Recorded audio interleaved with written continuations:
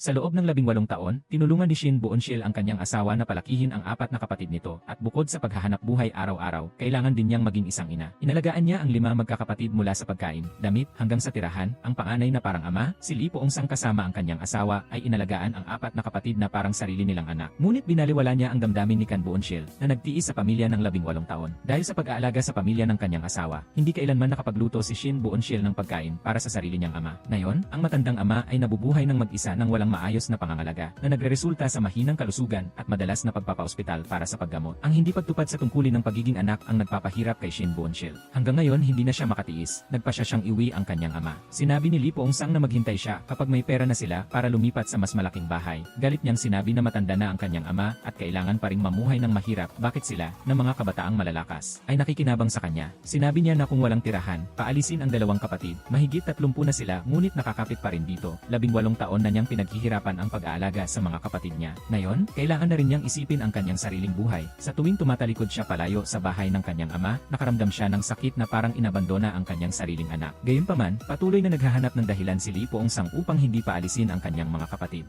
Sinabi niyang hindi siya maaaring makasama sa ama dahil hindi sila magkasundo. Kinwestiyon siya na kung akala niya ay kasundo niya ang mga kapatid niya. Akala niya ay wala nang matitirhan ang kanyang mga kapatid. Nadismaya siya dahil palagi siyang makasarili sa kanya, natapos na ang pagtatalo ng dalawa. Sinabi niya na tawagin niya ang kanyang mga kapatid bukas ng gabi. Alam ni Buonshil na itinuturing ng kanyang asawa ang mga ito na parang sarili niyang anak, imposibleng paalisin niya ang mga ito. Kaya napilitan siyang lutasin ang problema ng mag-isa. 42 taong gulang na si Lee Jin-sang ngunit wala pa ring trabaho at adik pa sa sugal. Ang pangatlong kambal na kapatid na si Lee Jeong-sang ay naging isang doktor, kaya na niyang mabuhay ng mag-isa. Ngunit ang pang-4 na kambal na kapatid na si Lee Hwa-sang ay 35 taong gulang na. Katulad ni Lee Jin-sang, siya ay isang walang trabaho, madalas na gumagastos ng labis at sa huli ay ang kuya Lee Poong-sang ang nagbabayad. Minsan pa nga ang beauty salon ay pumupunta sa bahay para maningil ng utang. Sa harap ng galit ni Shin Buonshil, laging pinipili ni Lee Poong-sang na pagtakpan ang mga ito. Ang pang-5 kapatid na si Lee Wi-sang ay tumutulong sa tindahan ng paggawaan ng sasakyan ng kuya. Kaya hindi siya kasama sa listahan ng mga paalisin. Ngayon ay pinapaalis ni Shin Buonshil si Lee Jin-sang at Lee Hwa-sang. Hindi lamang dahil gusto niyang dalhin ang kanyang ama upang alagaan, kundi para na rin makapag-independent sila sa lipunan.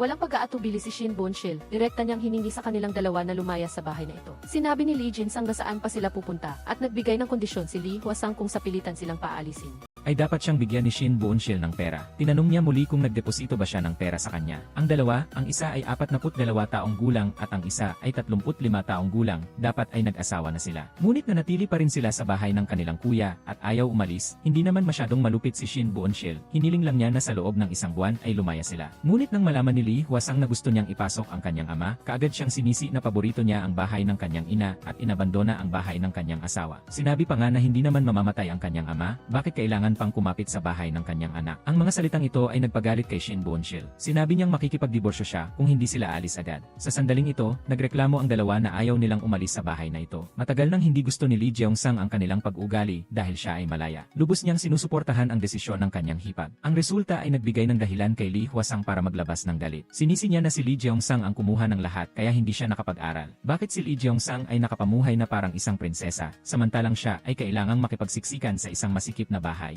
Naramdaman niya na ang kanyang kahiyahiyang buhay ay dahil sa pagtatangi ng kanyang kuya. Ngunit hindi niya kailanman naisip kung gaano karaming sahod ni Lee Jeong-sang ang kanyang nagastos. Sapat na ang halagang iyon para tustusan ang kanyang pag-aaral sa kolehiyo. Mula simula hanggang matapos ay hindi umimik si Lee Poong-sang. Alam din ni Shin Buonshil na ayaw niyang paalisin ang kanyang mga kapatid. Ngunit kailangan niyang paalisin ang mga ito sa loob ng 1 buwan. Si Lee Jin-sang, na adik sa sugal, ay madalas magnakaw ng mga gulong sa tindahan para ibenta. Sa pagkakataong ito, muli siyang nagnakaw ng isang mamahaling gulong. Mabuti na lang at nakita siya ng kapitbahay at iniulat kay Lee Poong-sang, kaya nabawi ang nawalang bagay. Nang makita niya ang kanyang asawa na nagpapagulong ng gulong pabalik at kasama si Lee Jin-sang, agad niyang nalaman kung ano ang nangyari. Inagaw niya ang gulong at malungkot na nilinis ito. Sa pagkakataong ito, pinagtakpan pa rin ni Lee Poong-sang si Lee Jin-sang, ngunit hiniling niya na i-report sa pulisya at kailangan niyang turuan ito ng leksyon na hindi nito malilimutan para hindi na ito magdulot ng kapahamakan sa lipunan. Naunawaan ni Lee Poong-sang ang aral na ito, ngunit hindi niya piniling magsumbong sa pulis, bagkus ay sinabi kay Shin Buonshil na umuwi at magprito ng pancake. Galit na inilagay ni Shin Shin Boonsil ang pancake sa mesa at sinabi ni Lee Poong-sang na kainin nila ito. Pinagalitan niya ang dalawa at pinakain niya sila habang nakikinig. Sa labas ay tila nagagalit sila, ngunit sa katunayan ay mga mababaw lamang na paninisi ang mga yon. Hindi nakatiis si Shin Boonsil kaya tumakbo siya at galit na pinagalitan si Lee Jin-sang. Kung magnanakaw pa siya ng gulong ay isusumbong niya ito sa pulis, ngunit pinigilan siya ni Lee Poong-sang. Sinabi ni Lee Poong-sang na hayaan niyang lutasin ang bagay na ito ng mag-isa, ngunit sa huli ay wala pa ring epekto. Sa kabaliktaran, sinisi pa siya ni Lee Hwa-sang na sinasabing nagkamali siya.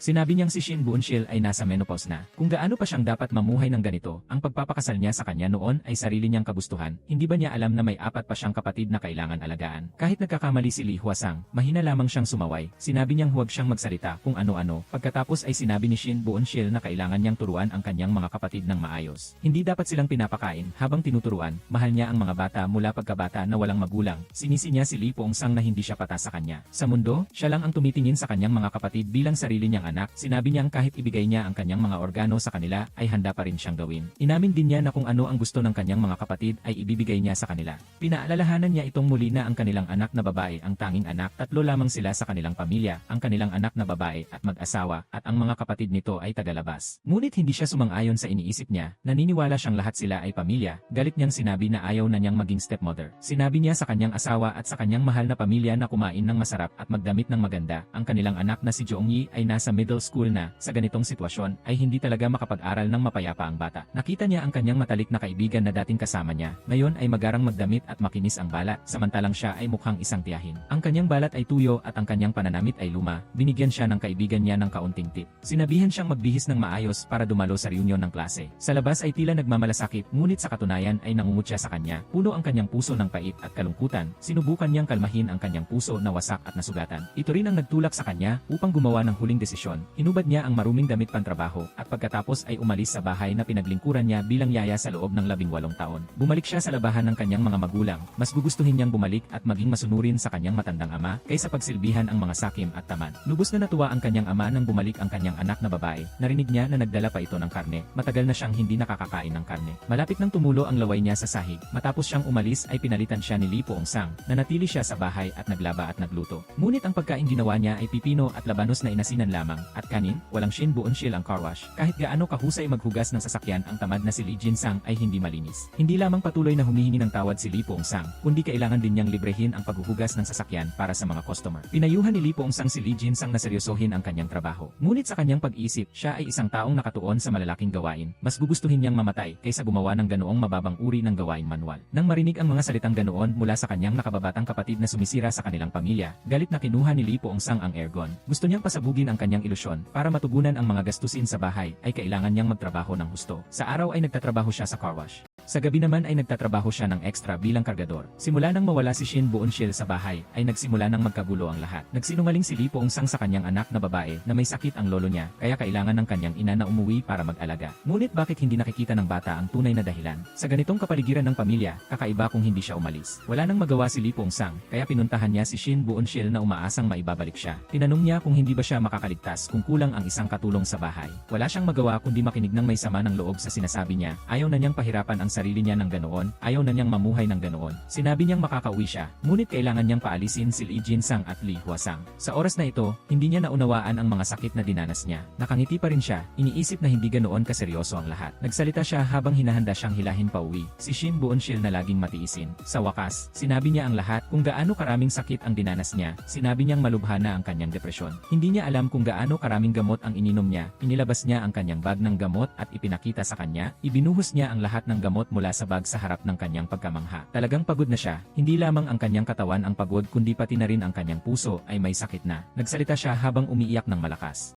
Sinabi niya ang lahat ng hinanakit na dinanas niya sa loob ng mahigit 10 taon, mula nang makasama siya ay wala siyang kahit isang sandali ng kaligayahan. Pagkatapos niyang sabihin yon ay humagulgol siya. Ang 18 taon ng tahimik na sakripisyo ay nagpahina sa kanya sa pisikal at emosyonal. Naawa siya sa kanyang asawa na naghirap para buhayin ang 4 na kapatid nito kaya patuloy siyang nagsikap. Ngunit nang marinig niya ang mga salitang iyon, hindi niya inakala na siya ang huling magdurusa at hindi pa nauunawaan. Hanggang sa makita niya mismo ang kanyang asawa na umiinom ng gamot na parang kumakain ng kanin, sa kanya lang nalaman na binaliwala pinagkatiwala niya ang damdamin ng kanyang asawa, kaya nagpaalam siya sa kanyang mga kapatid. Sa harap nila ay hindi pa rin siya makapagsalita. Sa huli ay masakit niyang sinabi na kailangan nang lumipat nina Lee Jin-sang at Lee Hwa-sang sa loob ng isang buwan. Ayaw nilang umalis at nagreklamo, ngunit wala silang pakialam sa sakit ng kanilang hipag. Sa halip ay sinisi nila ang kanilang kuya na nagtaksil sa kanila. Nagreklamo sila na saan sila pupunta sa ganitong kalamig na panahon. Sinabi nilang mas mainam pa na sinasabi niya silang mamatay. Ngunit sa pagkakataong ito ay nagdesisyon na siya, kailangan nilang lumipat. Sa pagkakataong ito, hindi siya naging malambot tulad ng dati. Nagsimula na rin si Lee Hwa-sang na maghanap ng murang paupahang bahay, habang si Lee Jin-sang naman ay pumili ng mas madaling trabaho. Nais niyang umasa sa kanyang sariling kapital upang kumita ng pera mula sa mga mayayamang babae.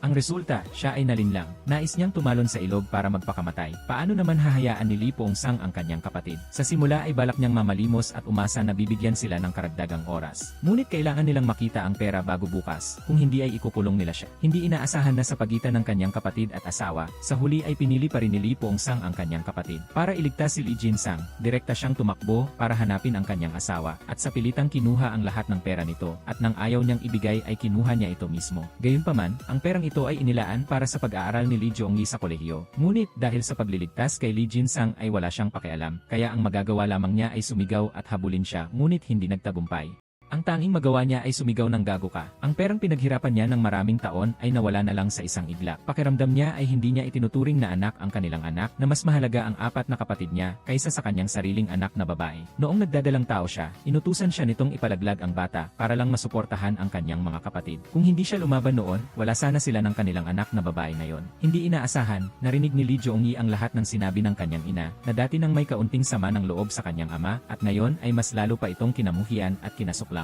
Nag-impact na si Lee Hwa-sang at malapit nang lumipat, labis itong ikinatuwa ni Shin Bon-sil. Ngunit kinamuhian siya nito ng labis. Hindi mapakali si Lee Pong-sang na sundan siya, ngunit pinigilan siya nito. Sa huli kinabukasan ay tumakbo pa rin siya upang tingnan kung paano namumuhay si Lee Hwa-sang, at nakita ang isang eksena na lubos niyang ikinagalit. Naninirahan si Lee Hwa-sang kasama ang isang solong ama. Nang makita niya itong may dalang mangkok ng pansit ay nagalit siya at hinila siya palabas. Inagaw niya ang mangkok ng pansit at ibinagsak sa lupa na nagpakagulat sa lahat. Habang hinihila siya palabas ay pinagalitan niya ito na dapat siyang mamuhay ng maayos. Nagkaroon sila ng malakas na pagtatalo. Umiyak siya at tumakbo pabalik sa silid at isinara ng malakas ang pinto. Pagka-uwi niya ay inilabas niya ang lahat ng kanyang hinanakit kay Shin Bon-sil. Iniisip na kung hindi niya pinapaalis ang dalawang kapatid, hindi sana nalinlang si Lee Jin-sang sa pagkaakit sa mga mayayamang babae at nahulog sa bitan. Hindi sana namuhay si Lee Hwa-sang kasama ang isang solong ama dahil sa isang mangkok ng pansit. Ngunit paano mo naman siya masisisi? Sabi nila, ang kumakain ng bunga ay dapat alalahanin ang nagtanim. Nag-alaga siya sa kanila ng 18 taon at sa huli ay naging utak siya ng lahat. Sinisi niya ang kanyang mga kapatid na talagang ganoon sila. Sinabi niyang alam niyang wala silang silbi. Ngunit hindi ba siya, bilang isang kuya, ay dapat protektahan sila? Sinisisi niya ang sarili na wala siyang magawa. Umaasa lang siyang tulungan siya nitong alagaan sila. Ngunit kinwestiyon niya kung totoo bang wala siyang magawa. Direkta niyang sinabi na siya mismo ang pinakamalaking problema. Siya mismo ang may sakit na panganay na anak. Pagkatapos niyang sabihin yon ay galit siyang tumalikod at umalis, hinayaan siyang manatili at magnilay sa sarili. Ngayon ay lubos siyang nalulumbay. Galit niyang pinagalitan si Lee Hwa-sang. Bakit hindi siya matuto sa kanyang kambal na kapatid na si Lee Jeong-sang? Kung makuha lang niya ang kalahati ng kakayahan nito, ay magpapasalamat na siya sa Diyos at sa lupa. Nang marinig niya na palagi siyang inihahambing sa kanyang pangatlong kapatid, lubos din siyang nagalit. Dati, pinilit siyang huminto sa pag-aaral para ibigay sa kanyang pangatlong kapatid. Kung nakapag-aral lang sana siya, ay hindi sana siya miserable ngayon. Sinisipa niya ito sa pagsira sa kanyang buhay. Bukod pa rito, hindi niya nakita kung anong kalamangan mayroon ang kanyang pangatlong kapatid sa kanya. Ibinunyag pa niya ang isang balita na ikinagulat niya, ang kanyang nakababatang kapatid na si Lee Jeong-sang na lagi niyang ipinagmamalaki.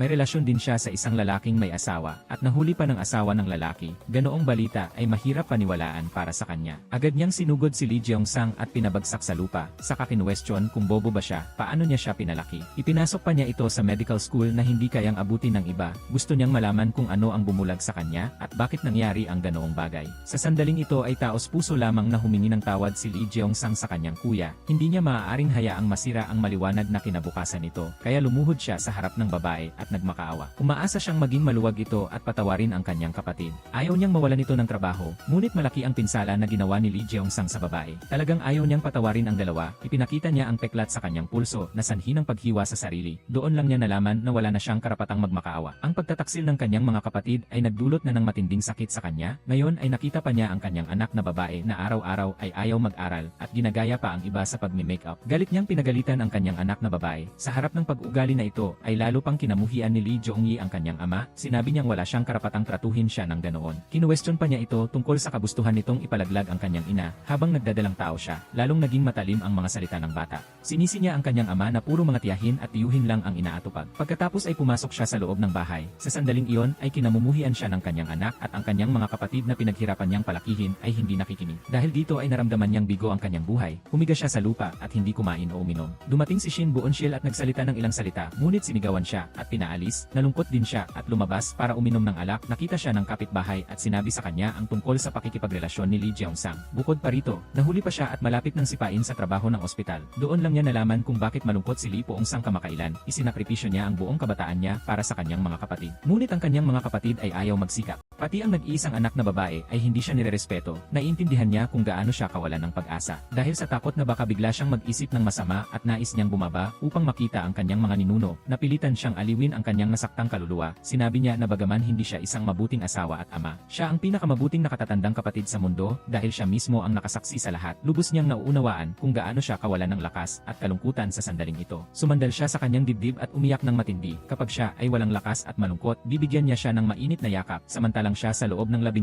taon ay palaging tahimik na nagtiis ng sakit ng mag-isa. Kinabukasan ay muling nagkaroon siya ng lakas at bumangon. Hindi niya kayang tingnan lang si Lee Jeong-sang na ganoon kasama. Kahit ibuhos ang lahat, kailangan niyang magtayo ng pribadong klinika para dito. Natanong ng anya kung saan pwedeng umarkila ng medical equipment at agad niyang tinawagan ang kanyang kapatid. Pinayuhan niya itong kailangan nitong bumangon. Hindi niya inaasahang narinig ni Lee Hwa-sang ang kanilang usapan. Sa telepono ay sinabi niyang pinakamamahal niya si Lee Jeong-sang. Ang Lee Jeong-sang niya ang pinakamahusay. Lee Jeong-sang, laban ka. Lee Jeong-sang, laban ka. Lee Jeong-sang, laban ka. Ang mga salitang iyon ay parang patalim na tumusok sa puso ni Lee Hwa-sang. Narinig ni Lee Hwa-sang na kaya niyang ipagbili ang sarili niya para sa kanyang kapatid. Samantalang siya ay humingi lamang ng kaunting pera para sa negosyo, ngunit hindi siya binigyan. Na di siya siyang sinabihan ito na huwag na siyang hanapin. Kahit mamatay siya ay huwag na siyang kokontakin. Wala nang mapuntahan si Lee Hwa-sang kundi ang kanyang dating asawa. Nagpasya siyang dito na lang manirahan sa nalalabing bahagi ng kanyang buhay. Sa araw na iyon ay ang unang beses na nag-makeup si Shin Buonshil simula nang magpakasal. Dahil ito ang unang beses na manonood ng scene ang kanilang pamilya. Labis na umaasa si Lee Jong-yi sa panonood ng pelikulang ito. Gusto niyang ipagmalaki kung gaano siya kamahal ng kanyang mga magulang.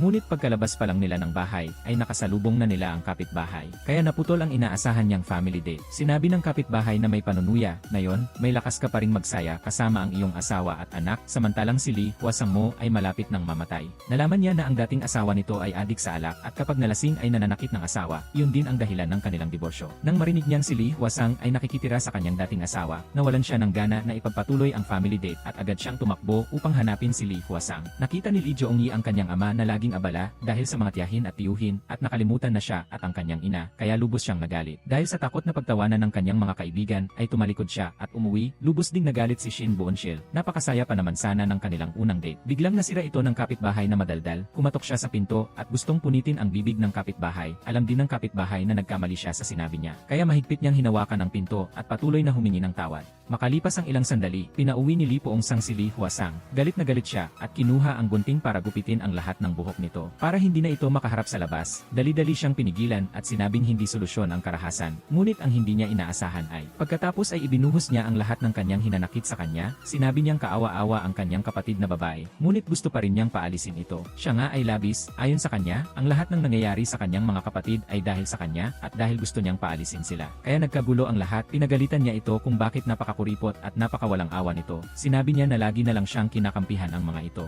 Kaya hindi niya alam kung kailan siya naging ganoon. Kung hindi mo sapat na pinapansin ang iyong mga kapatid, sa kabila nito, aalagaan niya sila ng buong puso. Ngunit parang bata si Poong-sang na napulot sa labas, saan man, kinakampihan niya ang kanyang mga kapatid, mas pinahahalagahan sila kaysa sa kanyang asawa at mga anak. Kaya naman sinimulan niyang kamuhian sila. Tinanong niya si Poong-sang kung ano ba ang gusto niyang mangyari. Sa unang pagkakataon na kumain ang buong pamilya ay sinira ng kanyang kapatid. Lubos na umaasa si Jong-yi na makakakain. Hindi ba niya iniisip ang bata? Sa huli ay hindi niya alam kung ano ang sasabihin at sinisilang ang kanyang sarili sa pagiging baliw. Lubos siyang nalulungkot at kinuha ang kanyang coat at umalis ng bahay. Umuwi siya sa bahay ng kanyang ina at balak sanang magpalamig muna ng ilang panahon. Ngunit ang kanyang ama ay walang tigil sa pagrereklamo. Sabi niya walang anak na nakakaintindi sa kanyang puso at naghanda na rin siya ng testamento, namumuhay ng mag-isa sa pamamagitan lamang ng paghahanda sa maagang kamatayan. Muling ikinagalit ng kanyang ama ang kanyang ginawa. Ang buhay ay sadyang nakakapagod at laging nakakapagod, walang mapuntahan si Hwa-sang. Wala siyang choice kundi bumalik sa bahay ng kanyang dating asawa dahil ang pananatili sa bahay na ito ay magiging pabigat sa kanyang kuya at magdudulot pa ng away sa pagitan ng kanyang kuya at hipag. Mas mabuting sumama sa kanyang dating asawa at magsimula ng bagong bagong buhay. Ngunit mariing hindi sumang-ayon si Pongsang, natatakot siyang muling saktan ng kanyang lasing na dating asawa ang kanyang kapatid. Natatakot pa rin siya sa eksena kung saan bugbog ang kanyang kapatid at kailangan pang isugod sa ospital. Sa oras na ito, sinabi ni Pongsang kay Hwasang na huwag masyadong mag-isip, kung walang iba, nandyan pa rin siya, bubuhayin niya ito habang buhay, kaya pinayuhan niya itong huwag nang makipag-ugnayan sa ganoong uri ng tao. Pagkarinig pa lang niya ng sinabi ni Pongsang, si Hwasang ay labis na naantig at hindi makapagsalita, kundi umiyak na lamang ng malakas. Ang mga sinabi ni Pongsang ay narinig ni Boonshil na kararating pa lamang, na nagdulot sa kanya ng tunay na kawalan ng pag-asa. Hanggang hindi pa binitawan ni Pongsang ang kanyang mga kapatid, siya at ang kanyang anak na babae ay hindi kailanman magiging masaya. Gayunpaman ay palihim pa ring umalis si Hwasang ng bahay sa hating gabi. Plano pa sana ni Pongsang na dalhin ito pabalik, ngunit pinigilan siya ni Boonshil. Sinabihan siyang huwag nang makialam sa buhay ng kanyang mga kapatid dahil ang pag-alis ni Hwasang ay nagpapatunay na gusto pa rin niya ang kanyang dating asawa. Sa oras na ito, si Jongyi ay nag-aaral. Hindi siya nagsalita na parang hindi nakikita. Pinagalitan siya ni Boonshil na dapat ay mas bigyan niya ng pansin ang kanilang anak na babae. Huwag nang hayaang masaktan pa ang bata. Gayunpaman si Jongyi ay nasa edad ng pagrebelde. Ang pamumuhay sa ganoong pamilya ay hindi maiiwasang magdulot ng masasamang pag-isip. Nagmamadaling tumakbo ang kapitbahay upang hanapin si Pongsang. Sinabing may nangyari sa kanyang anak. Nang dumating siya sa bar, ay nakita niyang naghahanda ng inumin ang kanyang anak. Halos hindi siya makapaniwala na ito ay totoo. Sa puntong ito ay napagtanto niya kung gaano siya naging bigo bilang isang ama. Umiyak siya ng husto. Muntik na niyang masira ang buong buhay ng kanyang anak. Hindi inaasahang pakiramdam ni Jongyi ay nabigo at kinamumuhian pa rin ang kanyang ama. Bigla itong bumaba ng sasakyan. Tumakbo siya diretsyo sa gilid ng malaking tulay at nagtangkang tumalon na nagdulot ng matinding takot kay Pongsang. Pakiramdam ng bata ay sobra siya at hindi pinapansin ng kanyang ama. Noong taon na iyon ay gusto pa siyang ipalaglag ng kanyang ama. Kung hindi siya masaya sa buhay ay mas mabuti pang tapusin na lamang ang kanyang buhay ngayon. Nakita ni Pongsang ang bata na nakatayo sa gilid ng tulay at naghahanda ng tumalon. Sa puntong ito ay umiiyak at nagmamakaawa si Pongsang sa kanyang anak. Sinabing hindi niya ito iniwan. Inamin niya ang kanyang pagkakamali at hiniling sa bata na bumaba kaagad. Sunod-sunod ang paghingi niya ng tawad. Umiyak din ng malakas ang bata pagkarinig nito. Ayaw niyang mamatay. Gusto lang niya ng paumanhin mula sa kanyang ama, umaasang mabawi ang pagmamahal na ninakaw sa kanya.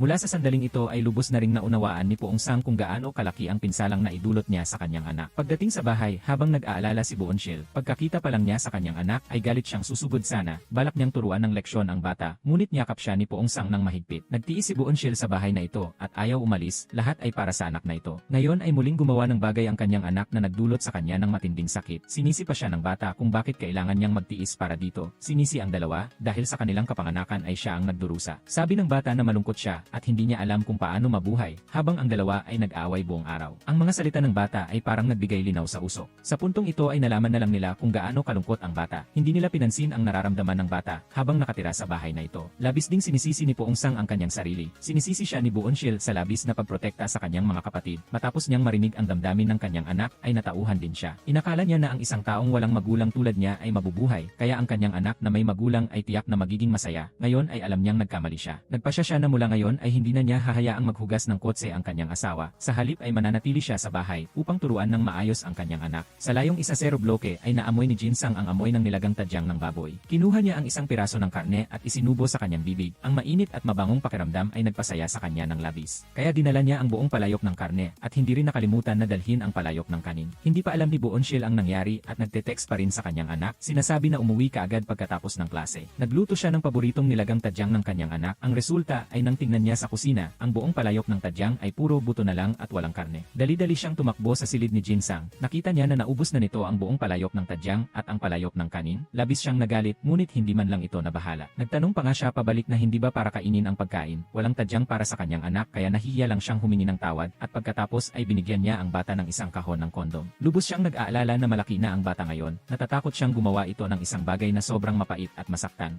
Umaasa si Boonshil na mapoprotektahan niya ng maayos ang kanyang sarili. Ngunit galit itong itinapon ng bata sa lupa. Sinisi siya ng bata na hindi niya naiintindihan ang kanyang iniisip na parang tanga na hindi alam kung ano ang gusto niya. Pagkatapos sabihin iyon ay malungkot itong umalis, samantala si Hwasang ay iniwan ng kanyang dating asawa. Sinabi nito na hanggagi hindi sumasang-ayon ang kanyang kuya, hindi sila magsasama. Ayaw umalis ni Hwasang kaya nagbanta itong saktan siya. Iniisip ang pagiging hayop nito pagkatapos uminom na nagtulak sa kanya na sumunod na lang. Nang makita siyang bumalik ay sa wakas ay nakaramdam ng kapanatagan si Pongsang. Pinayuhan siya ni Jinsang na iwasan muna si Boonshil sa mga araw na ito dahil sa nangyari. Ngunit bago pa matapos ang kanilang pag-uusap ay narinig na nila ang pagdating ni Boonshil. Natakot si Pongsang at agad na itinago si Hwasang sa banyo. Ngunit nakita ni Boonshil ang mga bota ni Hwasang. Sa huli ay nakita pa rin niya ito sa banyo. Wala siyang magawa dahil hindi pa rin nalulutas ang problema ng kanyang anak. Ayaw niyang gumawa ng gulo sa bahay, kaya tinanggap na lang niya ang pagbabalik ni Hwasang. Ngunit hindi na niya pinayagan na magkasama sila sa iisang silid ni Jongyi. Ang pagiging maluwag ni Hwasang ay maaaring makasira sa kanyang anak na babae. Sa oras na ito ay nakaramdam na ng kapanatagan si Pongsang. Nagpanggap siyang sinisigawan si Hwasang ng ilang beses. Nagpakita siya na nasa panig siya ni Boonshil. Buti na lang at nagbago siya sa tamang panahon. Sa huli ay isinantabi niya ang lahat upang makasama ang kanyang anak. Ang buong pamilya na may 3 miyembro ay lumabas upang kumain. Laging pinapansin ni Pongsang ang damdamin ng kanyang anak na babae at ibibigay din niya ang lahat ng kailangan nito. Kung hindi niya pinapansin ang kanyang 4 na kapatid, lalo na ang 2 panggulo na sina Jinsang at Hwasang, tiyak na napakasaya ng buhay ng kanyang pamilya. Nakita ni Jongyi ang kanyang mga magulang na masaya na magkasama sa harap niya. Labis siyang natuwa. Ang kanyang ina ay naging tagapag-alaga ng 18 taon at napagod hanggang sa magkaroon ng depresyon. Hindi pa niya nakita ang kanyang ina na ganoon kasaya. Ito ang gusto ni Jongyi. Talagang umaasa siyang mabuhay ng ganito araw-araw. Ito rin ang unang pagkakataon na naramdaman niya ang kapayapaan. Nangako si Pongsang sa kanyang anak na babae na si Jongyi ay napakaunawa. Ibinigay niya ang natitirang oras para sa kanyang mga magulang. Sa loob ng 18 taon, sa wakas ay nakaranas si Boonshil ng biyaya mula sa kanyang anak at nagkaroon din ng pagkakataon na makipag-date ng mag-isa sa kanyang asawa. Hindi rin naman si Pongsang ay walang pakiramdam. Sinamantala niya ang pagkakataong ito upang patuloy na sabihin ang mga mainit na salita sa kanya. Ang dalawa ay naglalaro ng magkasama, tila bumalik sa kanilang simula ng pagmamahalan. Ngunit sa sandaling ang pamilyang ito ay sa unang pagkakataon ay nakaranas ng sandali ng kaligayahan. Tumawag muli si Hwasang ngunit hindi niya planong sagutin ang tawag. Sinabi ni Boonshil na tanungin niya kung ano ang nangyari kay Hwasang. Sinabi ni Pongsang na hindi na niya ito papansinin. Ngunit sa huli ay sinagot din niya ang tawag upang malaman kung ano ang nangyari. Hindi inaasahang naririnig niya ang mga sigaw ng tulong mula sa kabilang linya. At may tunog pa ng mga bagay na nabasa. Alam ni Pongsang na may nangyaring masama. Lumabas na hinahanap pa rin ni Hwasang ang kanyang dating asawa at nakita niya itong umiinom ng alak. Kapag umiinom ng alak ang lalaki ay nagiging marahas ito at nananakit ng asawa. Nang makita niya ang kanyang dating asawa na bumalik ay hindi niya napigilan ang sarili na saktan ito. Nang mag-isa si Pongsang na bumalik, dinala na ang dalawa sa istasyon ng pulisya. Ngunit umalis siya sakay ng tanging sasakyan na pwedeng ihatid sila pauwi. Dahilan upang hindi makahanap ng masasakyan sina Boonshil at ang kanilang anak sa malamig na gabi. Sa huli ay swerte silang nakakita ng isang mabait na sasakyan. Binayaran nila ang gasolina upang makasakay sila pauwi. Sa pagkakataong ito ay lubos na siyang nadismaya kay Pongsang. Inimpek niya ang kanyang mga gamit at dinala ang kanyang anak diretsyo sa bahay ng kanyang ina. Naghahanda na tapusin ang 18 taong kasal na ito. Hindi agad siya humingi ng tawad, sa halip ay abala siya sa usapin ni Jeongsang. Magpapakasal na ito, mas mahalaga ito sa kanya kaysa sa ano paman. Sinabi niya na kahit walang pera ang kanilang pamilya, walang anuman sa kasal, kahit damit pang kasal ay hindi pa nasusuot nito. Pagkatapos ay naalala niya ang kanyang asawa at anak at tumakbo upang humingi ng tawad. Nangako siya na pagkatapos ng kasal ng kanyang kapatid, hindi na niya papansinin ang kanilang mga problema. Mas mabuti pang maniwala sa lumilipad na baboy kaysa sa kanyang sinungaling na bibig. Alam niyang kahit mamatay siya ay hindi niya sila bibitawan. Sinabi niya na sa pagkakataong ito ay magbabago na siya at hiniling niya na umuwi sila. Sinabi ni Boonshil na wala siyang oras para makipagbiruan sa kanya at nagbiro naman si Pongsang na kahit galit ito ay kaakit-akit pa rin. Nangako si Pongsang na sa pagkakataong ito ay mahigpit niyang hahawakan ang kamay nito. Umaasang magkakasama sila hanggang kamatayan. Ngunit nakakatakot na ang marinig lang ang sinabi niya. Umaasa si Pongsang na makadalo si Boonshil sa kasal bukas. Mukhang ang tunay na layunin ni Pongsang sa pagkakataong ito ay para pa rin sa usapin ng kanyang kapatid. Ayaw niyang mangyari ang kasal ng kanyang kapatid na walang nakaupong kuya at hipag sa posisyon ng mga magulang. Sinabi ni Boonshil na malapit na silang magdiborsyo kaya hindi na kailangan pang gawin yon. Hindi pa man nakakahinga si Pongsang ay nakatanggap na naman siya ng tawag na nagsasabing gumawa ng gulo si Hwasang. Para makakain ng libre ay naglagay siya ng piraso ng bakal sa kanyang mangkok ng sabaw at gusto pa niyang gamitin ang pagkakataong ito upang mangikil ng pera. Ang resulta ay natuklasan ng si. Nang nagmamadali si Pongsang na dumating ay nakasalubong niya si Jeongsang. Habang naguguluhan siya ay sinabi ni Jeongsang sa kanya na ang tindahan na ito ay pag-aari ng magiging biyenan niya. Hindi inaasahang ganoon ang nangyari. Galit na pinalayas ng magiging biyenan ang tatlo. Sumumpa na hindi sila magpapakasal sa ganoong pamilya. Sa oras na ito ay gusto lang patayin ni Jeongsang si Hwasang. Pagdating sa bahay ay sinimulan niyang sisihin si Jeongsang. Sinabing sinira niya ang kanyang buhay. Nag-away ang dalawang magkapatid sa loob ng bahay. Ngunit pareho nilang sinuntok ang mukha ni Pongsang. Pagkatapos ng sandaling iyon ay tila huminto ang oras. Hindi pa alam ni Hwasang ang pagkakamali niya at tumawa pa. Sumigaw si Pongsang ng malakas kaya kumalma silang dalawa. Binalaan ni Jeongsang si Hwasang na huwag dumalo sa kasal niya. Sinabi naman ni Hwasang na ayaw niyang pumunta at tinawag pa si Jeongsang na malas. Pumunta si Pongsang sa tindahan ng sabaw upang tulungan si Jeongsang sa kanyang problema. Hindi inaasahang may nangyari sa oras na ito. Sa pagkakataong ito ay nahuli si Jongyi ng pulis dahil sa pagnanakaw ng pagkain. Pinilit siya ng kanyang mga kaibigan, ngunit patuloy pa rin siyang umiiyak na inosente siya. Ayaw ni Pongsang na palakihin ang isyu. Balak niyang magbayad na lang ng multa para matapos na na ang lahat na nagdulot sa bata ng patuloy na pag-iyak sa lungkot. Buti na lang at may IC, sa huli ay napatunayan na inosente ang bata. Muli na namang nadismaya ang bata sa pangyayaring ito. Nagtatanong sa sarili kung bakit hindi kailanman nagtiwala sa kanya ang kanyang ama. Ang bawat hindi magandang pangyayari ay nagdulot lamang sa kanya ng matinding pagod. Hindi inaasahang pagdating sa bahay ay sinaktan na naman siya ni Jeong-sang. Sinisisi siya nito kung bakit hindi pa niya binabalik si Boonshil at naghihintay pa rin ng pagkukumpuni ni Boonshil ang kanyang punit-punit na sapatos. Sa wakas ay nagalit din si Poong-sang sa mga salitang iyon. Bakit kailangan niyang manahi para dito sa mga taong namalagi si Boonshil sa bahay na ito? Itinuring siya nito bilang isang katulong sa kabila ng mga paninisi ng kanyang kuya, hindi man lang ito nabahala. Pakiramdam niya ay walang masama kung gumawa si Boonshil ng kaunting trabaho para sa kanya.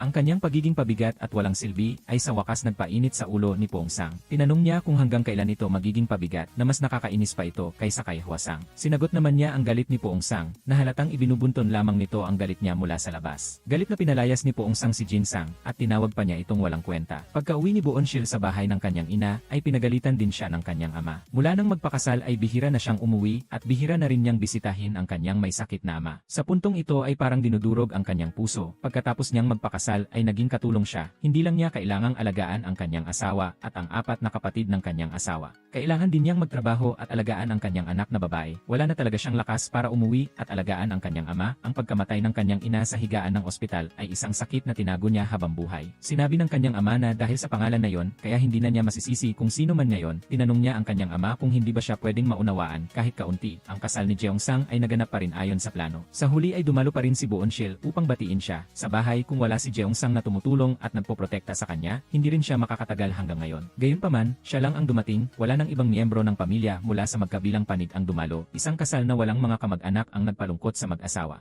Ang dahilan kung bakit hindi dumating si Poong-sang ay dahil ang car wash ay malapit ng kumpiskahin ng korte, kaya kailangan niyang manatili sa bahay kasama ang kanyang kapatid na si Wei-sang. Walang pakialam sina Jin-sang at Hwasang sa kasal. Gayunpaman, ngayon ang anibersaryo ng pagkamatay ng ina ni Boonshil at hanggang gabi ay hindi pa rin dumating si Poong-sang. Labis siyang nadismaya at umiiyak na tumawag. Galit na galit siyang pinagalitan si Poong-sang na nagdudulot sa kanya ng matinding sakit sa katawan at isip. Hindi niya maintindihan kung bakit siya nagsusuka ng malalaking bukol ng dugo, kaya dali-dali siyang nagpunta sa ospital para magpatingin at ang resulta ay na-diagnose siya ng liver cancer. Ang pamumuhay ng ganoon ay mas abnormal kung hindi ka magkakasakit. Alam ni Poong-sang na malapit nang matapos ang kanyang buhay, kaya umupo siya sa tabi ng ilog, wala na ang dating liwanag sa kanyang mga mata. Sinabi ng kanyang bayaw na huwag siyang mawala ng pag-asa, na makakabangon siya kung makakakuha ng liver transplant, mas mabuti kung makakuha ng donasyon ng atay mula sa isang kamag-anak. Sa ganitong paraan ay maililigtas siya sa oras. Naiisip ang mga atay ng kanyang mga kapatid, muli siyang nagpasya na talikuran ang buhay. Dahil para mabuhay ay kailangan niyang makakuha ng atay mula sa isa sa kanyang 4 na kapatid, hindi lang ito magpapalala sa kanilang mahirap na kalagayan, kundi magdudulot din ng pisikal na pinsala sa kanyang mga kapatid. Para hindi makadawit ang kanyang mga kapatid ay nagpasya siyang manahimik, gusto niyang umalis ng tahimik. Inakala ng kanyang bayaw na natatakot si Poong-sang na walang sinuman sa kanyang mga kapatid ang magiging handang mag-abuloy. Kaya gumawa siya ng ganoong desisyon. Ngunit inakala naman ni Poong-sang na hindi ganoon ang kanyang mga kapatid, mag-aagawan sila sa pag-aalay sa kanya. Sinabi ni Poong-sang na basta ni kailangan niya ay ibibigay nila. Pinayuhan siya ng kanyang bayaw na sabihin na para hindi na nila siya masisi sa huli. Kung nalaman lang sana nila ng mas maaga ay maaaring nailigtas ang buhay niya. Bakit hindi niya binibigyan ng pagkakataon ang mga ito? Pinayuhan siya ng kanyang bayaw na huwag magdesisyon ng mag-isa, kundi hayaan ang lahat na magkaroon ng pagkakataong pumili. Sinunod niya ang payo ng kanyang bayaw at nagpasya siyang sabihin. Ipinaalam niya sa kanyang 4 na kapatid ang pangangailangan niya ng liver transplant. Hindi inaasahang pagkasabi pa lang niya ay hindi na siya nabigo. Lahat sila ay nag-agawan sa pagbubuluntaryo na mag-abuloy ng kanilang atay.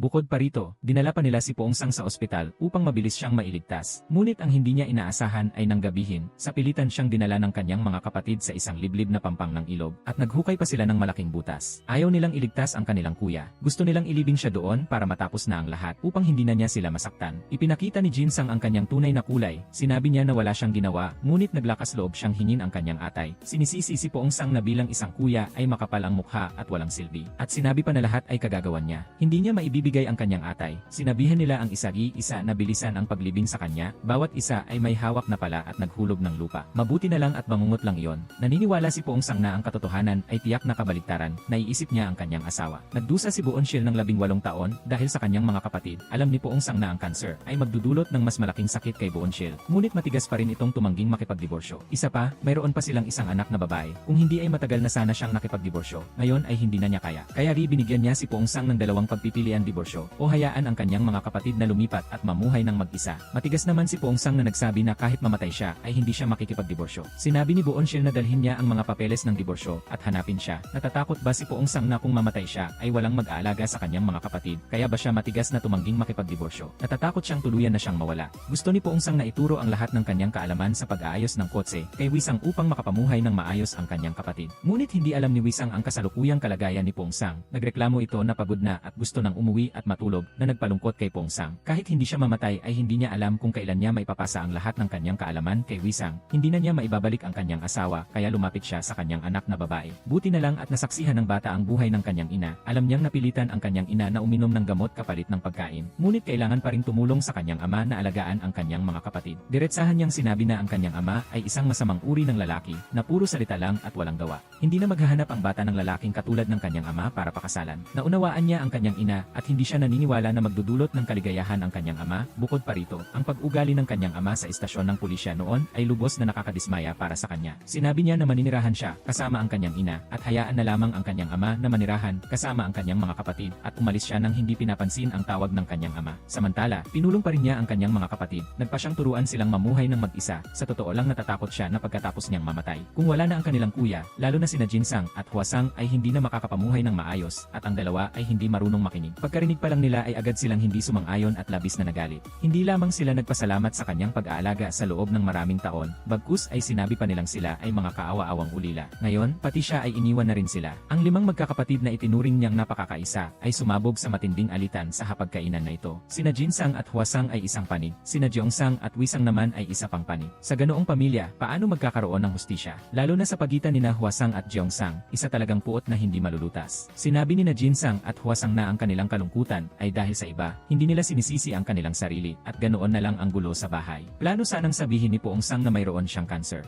Ang resulta ay nagkagulo sila, hindi na kayang sabihin ni Poong Sang ang totoo na mayroon siyang cancer. Nagsimula siyang mag-alala kung wala siya. Magiging masaya pa kaya silang magkakasama. Hindi niya alam kung saan pupunta, kaya mag-isa siyang umakyat sa tuktok ng bundok. Tumingin sa malaking lungsod kung saan milyon-milyong tao ang naninirahan sa malayo. Umiyak siya at sumigaw sa abot tanaw. Sino ang pwedeng magbigay ng atay sa kanya? Gusto niyang mabuhay. Sino ang pwedeng magbigay ng atay sa kanya? Ang bawat salita niya ay nanginginig sa malamig na hangin. Sinasabi nila na ang isang tigring ina ay hindi kumakain ng kanyang mga anak, ngunit ang inang ito ay binaligtad ang normal na pag-isip. Alam lang manganak, ngunit hindi alam magpalaki. Nagkaroon siyang Shim ng maraming anak. Ngunit kahit ang pangalan ng kanyang mga anak ay hindi niya matandaan. Akala ng lahat ng bata, napilitan siyang iwan sila dahil sa hirap ng buhay ng pamilya. Sa totoo lang, sinipsip niya ang dugo nila, sinira ang kanilang buhay bago sila iniwan. Ngayon ay kulang na naman siya sa pera kaya bumalik siya sa kanila. Gustong sipsipin muli ang kanilang dugo. Ngunit alam ni Poong Sang na isa siyang hamak na tao. Ang biglaang paglitaw niya ay nag-alala kay Poong Sang. Natatakot siyang saktan niya ang kanyang mga kapatid. Nakita siyang may napakaraming puot sa kanyang puso. Kahapon lang nang ikasal si Jeongsang, ginamit niyang Shim ang kanyang pagiging ina, palihim niyang kinuha ang lahat ng pera sa kasal at tumakas. Hindi lamang siya walang kaunting hiya,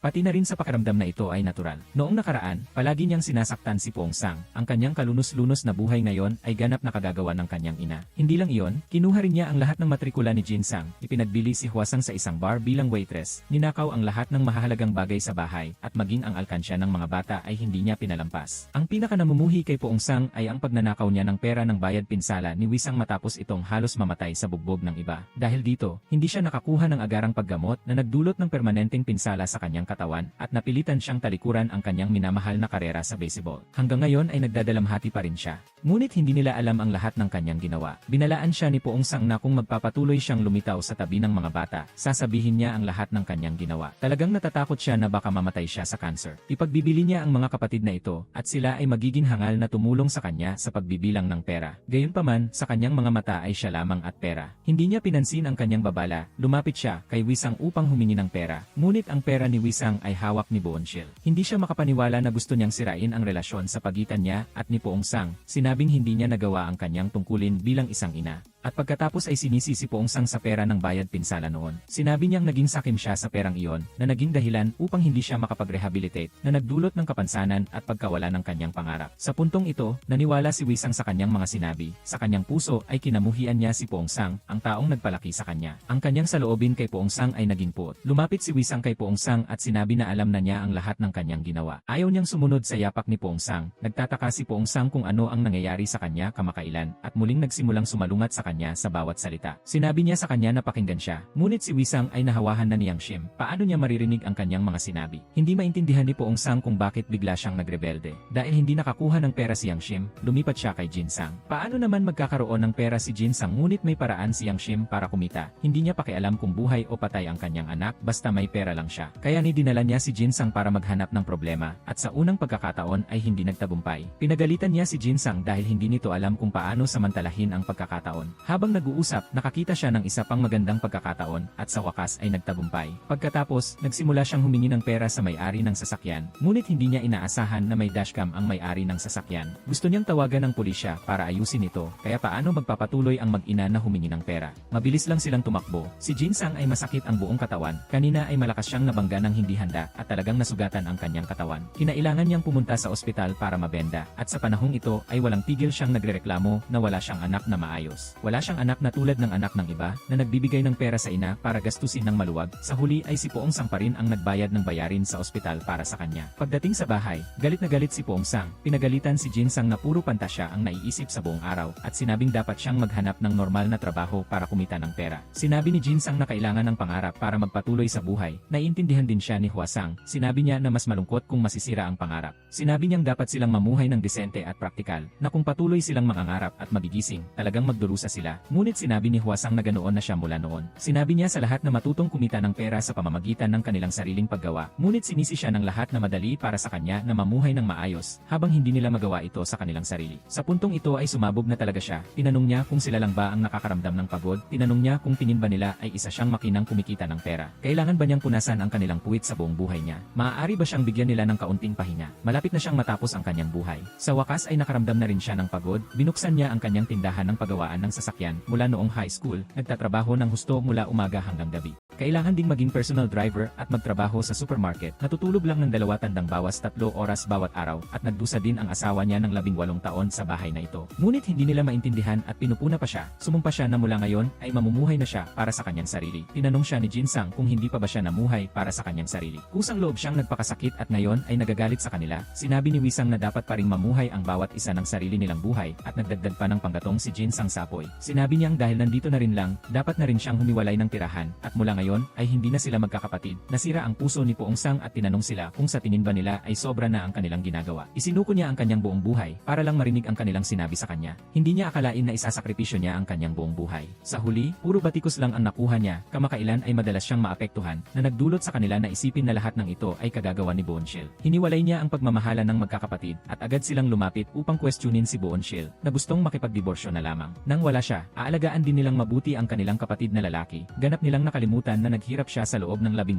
taon at natuto pa siyang mangutang dahil sa pagsasakripisyo niya para sa kanila. Totoo nga ang kasabihan na binabaliwala ang kabutihang natanggap. Ang resulta ng 18 taon ng pagsasakripisyo ay ang pagtanggap ng mga walang utang na loob na tulad nila. Dahil sa 5 magkakapatid na yon, nasira ang kanyang buong buhay at sa huli ay kataksilan ang nakuha niya at sinisisi pa nila siya. Sinasabi na siya mismo ang pumili ng kanilang kapatid na lalaki. Hindi siya dinukot at hindi rin siya ikinulong. Lahat ng ito ay sarili niyang pinili. Walang pumilit sa kanya na pumili, kaya huwag kang magreklamo o makaramdam ng sama ng loob. Maaari mo lang isipin na malas ka. Muling sinabi ni Jin Sang na wala siyang ginawa para sa kanila, kundi nagbigay pa ng problema. Sa tingin niya ay nagsasayang lang siya ng oras sa pakikipag-usap sa kanila. Sinabing wala na siyang sasabihin pa sa kanila. Sinabi niya sa lahat na umalis na at ipaubaya ang usapin sa diborsyo. Kay Poong Sang, na sa simula ay ayaw makipagdiborsyo, ngunit sa huli ay pinili pa rin ang diborsyo. Pinahirapan na niya ito ng 18 taon. Ang isang taong malapit ng mamatay na tulad niya ay hindi na makapagbibigay pa ng pinsala sa kanya. Para kay Boonshil, nangangahulugan ito na siya at ang kanilang anak na babae ay hindi kailanman magiging katumbas ng mga kapatid ni Poong Sang sa kanyang puso. Sinabi niya kay Poong Sang na dalhin na lang niya ang kanyang mga kapatid at mamuhay silang magkasama habang buhay. Sa harap ni Boonshil, dinala ni Poong Sang ang kanyang mga kapatid sa pamumundok. Sinasabi sa kanyang mga kapatid na lalaki at babae na kung mawala na siya, kailangan nilang mahalin ang isa-di-isa. Naramdaman ni na Jin Sang at Hwa Sang na ang kanilang pagkakapatiran ay matatag tulad ng bundok, habang sina Jeong Sang at Wisang ay tahimik sa isang tabi. Tiningnan nila si Poong Sang nang may paghamak at pagkatapos ay sinabi ni Poong Sang ang tungkol sa kanyang diborsyo. Nagkunwari na sa wakas ay nakaramdam siya ng kaluwagan at paglaya. Sinabi rin ni Boonshil ang katotohanan tungkol sa diborsyo sa kanilang anak na babae. Ang reaksyon ng bata ay hindi niya inaasahan. Iniisip niyang pipigilan siya nito. Hindi niya inaasahan na hindi lang ito sumang-ayon, kundi naramdaman pa ng bata na ang kanyang ina ay talagang isang pagong na tiniis ang lahat hanggang ngayon bago pumili ng diborsyo. Kung hindi makakamit ang kaligayahan, mas mabuting tapusin na ang kasal na ito ng mas maaga, marahil ay makahanap pa ng kaligayahan. Tinanong niya kung ganoon ba talaga ang iniisip ng bata. Sinabi ng bata na dapat nang mamuhay ang kanyang ina ng sarili niyang buhay at huwag nang isipin pa ang bata kung siya ay mag-isa o magpapakasal muli. Huwag nang sabihin na gusto niyang bigyan ang bata ng ama, kung kailangan niya ng asawa ay magpakasal na lang siya ulit, susuportahan niya ang anumang gawin niya. Pagkatapos ay binati ng bata ang kanyang ina sa diborsyo at pagkatapos ay kumain silang dalawa ng magkasama. Ang pagmamahalan ng mag-ina ay nakakaantig sa puso ng manonood. Ang mag-inang ito ay nakakaantig sa manonood, ngunit ang kabilang mag-ina naman ay nakakapanginig. Mayroon silang malalim na pagkapuot sa kanilang mukha. Lumapit si Yang Shim kay Jeongsang upang humingi ng pera. Si Jeongsang ay katulad ni Pongsang. Alam niyang ang ina na ito ay hindi lang masama, kundi bastos din at walang kahihiyang nanakit sa kanyang mga anak. Dahil sa kanya ay hindi niya alam kung gaano nakaraming utang ang kanyang pinasan. Ang hindi niya makalimutan ay noon. Tumakbo siya upang hanapin ang kanyang ina upang mangolekta ng pera para sa matrikula sa kolehiyo. Ngunit itinaboy siya ng kanyang ina ng walang awa at ikinulong pa sa labas ng malamig na bahay at hindi pinapasok. Ngayon na naisip niya ito, galit pa rin siya sa kanya hanggang sa buto. Bigla niyang naramdaman na kung nagbigti siya sa harap ng bahay noon, ano kaya ang iisipin niya? Sumumpa siya na kahit mag-isa pa siya hanggang pagtanda, hindi niya ito bibisitahin kahit minsan. Nabigo siya kay Jeongsang. Kaya bumaling siya kay Hwasang upang humingi ng pera. Ngunit si Hwasang ay katulad ni Jinsang, tamad at mahilig kumain kaya wala siyang pera. Balak niyang ibenta siya sa isang matandang lalaki na mahigit 80 taong gulang. Ang resulta ay nang makita niya ang matanda, natakot siya ng husto at mabilis na tumakbo. Nagmamadali rin siyang humabol, hinila siya pabalik at pinakiusapan ng buong puso. Sinabi sa kanyang manatili sa matandang iyon. Sa ganoong paraan ay hindi lamang siya magkakaroon ng walang katapusang pera, kundi pagkatapos mamatay ng matanda ay makakatanggap siya ng mana. Basta may pera ay hindi na kailangang mag-alala sa edad. Tuwang-tuwa ang matanda kay Hwasang. Bago umalis ay ipinagmalaki pa ang kanyang kayamanan. Binigyan si Hwasang ng 2 malalaking bag. Sinabi niyang pag-isipan itong mabuti at makipag-ugnayan sa kanya. Lalong humihirap ang buhay ng pamilya ni Pongsang. Ang paggawaan ng sasakyan ang tanging pinagkukunan ng kita at tirahan. Pinilit na ring bawiin ito ng korte, kaya napilitan si Pongsang na dalhin ang kanyang mga kapatid sa mahirap na lugar upang manirahan. Sa puntong ito, gumawa ng desisyon si Jeongsang. Gusto niyang putulin ang lahat ng ugnayan sa pamilyang ito. Matagal na siyang hindi makatiis sa pamilyang ito. Hinangaan niya ang kanyang kapatid na kayang isakripisyo ang lahat. Ngunit hindi niya ito magawa. Sinabi niya na kung hindi dahil kay Pongsang, matagal na siyang nakipaghiwalay sa pamilyang ito. Bagaman masakit, totoo ang kanyang sinabi. Para makapamuhay siya ng masaya, kailangan lang siyang respetuhin ni Pongsang. Sinabi sa kanyang sundin ang kanyang sariling landas, at taos puso niyang binati si Jeongsang. Ngunit pagkatapos niyang putulin ang kanyang 35 taong ugnayan sa pamilya, nagpunta siya sa opisina ng kanyang asawa para umuwi ng magkasama at hindi niya inaasahan na makita ang medical na record ni Pongsang na may cancer sa atay. Sa wakas ay nalaman niya ang katotohanan na mayroon siyang cancer sa atay. Kaya ano ang pipiliin niya? Ililigtas ba niya ang kanyang kapatid na nagpalaki sa kanya sa mahabang panahon? Ang sagot ay ibibigay sa lalong madaling panahon. Si Monshu ay naging yaya sa loob ng 18 taon. Sa bawat araw ay inaalagaan niya ang buong pamilya ng kanyang asawa. Ngunit hindi pa niya napagluto ang kanyang sariling ama ng isang pagkain. Siya ay nagkasakit ng depresyon dahil sa paghihirap. Bilang panganay na hipag sa bahay, ay kailangan niyang alagaan ang 4 na nakababatang kapatid. Hindi pa siya nakakaranas ng isang araw ng kasiyahan. Sa huling bahagi ng kanyang buhay, naramdaman lamang ni Pongsang na nagkasala siya sa kanyang asawa. Sinamahan siya nito sa paghihirap sa loob ng 18 taon. Kinuha niya ang 500 milyon. Ang halagang ito ay higit sa kalahati ng pera sa insurance. Hindi niya balak gamitin ito para sa pagpapagamot kundi para sa bayad pinsala sa diborsyo. Buong buhay siyang naghirap dahil sa 4 na kapatid. Biglang kumuha ng ganoong kalaking pera ang ikinagulat ng kanyang asawa. Ngayon ay ex-asawa na siya at napilitan na lang siyang umiti at sabihing ito ang perang lihim niyang itinabi sa mahabang panahon.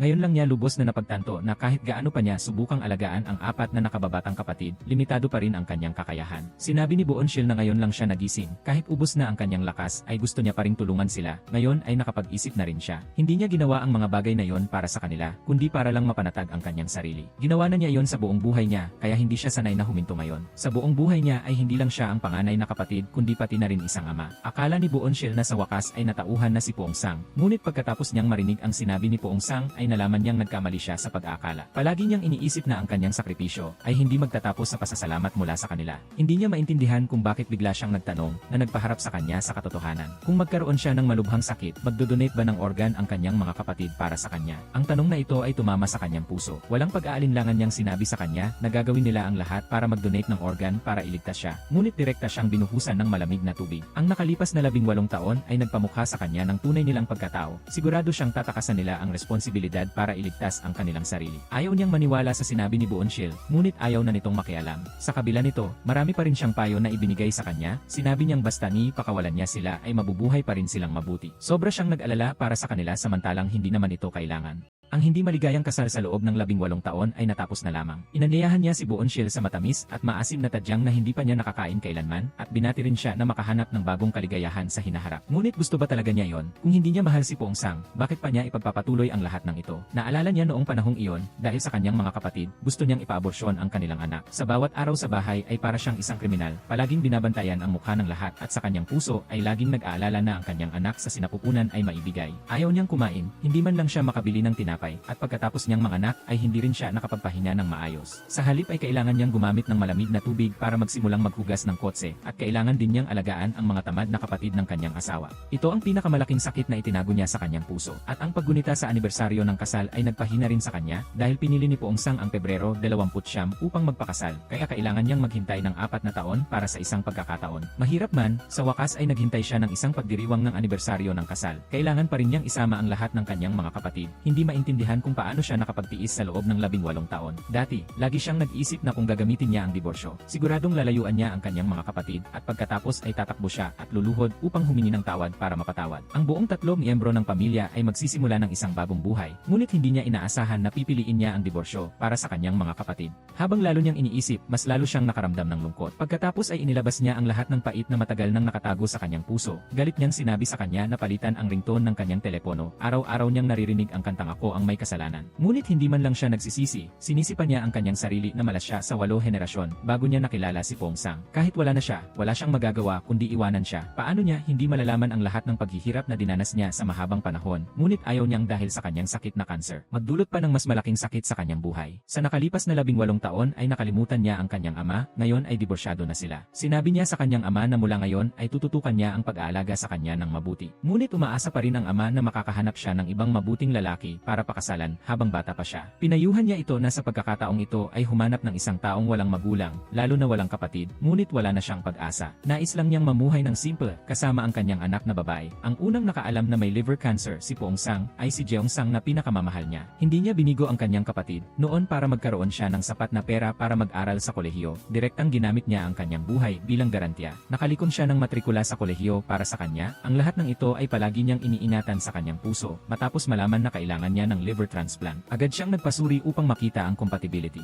Matapos malaman ng kanyang asawa ang balita, ay labis siyang nalungkot. Sinabing mayroon pa namang malusog na kuya at nakababatang kapatid na lalaki. Bakit kailangan pang gawin ito ng isang mahinang babae na tulad niya? Sinabi ni Jeongsang na siya ang pinakamalaking nakikinabang sa lahat ng magkakapatid. Ayaw niyang magkaroon ng alitan dahil dito. Hindi rin ito karapat-dapat pagtalunan. Umaasa siyang hindi makikialam ang kanyang asawa para siya na ang bahala. Sinimulan na rin ni Pongsang ang kanyang huling habilin. Ginawa niya ang huling mga bagay para sa kanyang mga kapatid. Sa hinaharap ay si Jinsang ang magiging pinakamatanda. Umaasa siyang maaalagaan niya ng mabuti ang kanyang mga kapatid. Sinabi rin niya na magtrabaho siya sa tindahan ng lumang kotse ng kanyang kaibigan. Ngunit siya ay likas na iresponsable at tamad. Mas gugustuhin niyang pumatay at magsiga kaysa magtrabaho ng maayos. Hindi niya maasikaso ang sarili niya. Paano pa ang iba ang marinig ang ganoong mga salita ay labis na nakapag-aalala sa kanya? Sa tingin niya ay may sakit sa pag-isip si Jinsang. Malamang na magiging mamamatay tao siya at hindi matanggap ni Hwasang ang mahirap na buhay kaya wala siyang magawa kundi sumama sa matandang lalaki na 80 taong gulang. Nang malaman niya ito ay agad niya itong ibinalik at hindi pa rin siya nakakaramdam ng pagkakamali para sa isang mas magandang buhay. Ginawa rin niya ito dahil gusto niyang maibalik ang kanyang auto shop. Ang ginawa nilang dalawa ay mas nagpagulo sa kanya, wala na siyang gaanong oras. Gabi, mag-isa siyang umiiyak at tinawagan si Shin Boonshil. Paulit-ulit siyang humihingi ng paumanhin sa kanya, umaasang mabibigyan siya ng isang buwan na mamuhay silang magkasama. Para mabayaran niya ang kanyang mga pagkakamali, hindi niya kayang bigyan siya ng kaligayahan kahit isang araw lang na talagang hindi niya matanggap. Ngunit akala ni Boonshil na lasing siya at nagsasalita ng kung ano-ano, kaya ibinaba niya ang telepono at abala sa pakikipagkita sa mga lumang kaibigan, kaya napilitan si Pongsang na umiyak ng mag-isa sa ilalim ng ilaw. Mabilis na dumating ang resulta ng pagsusuri ni Jeongsang,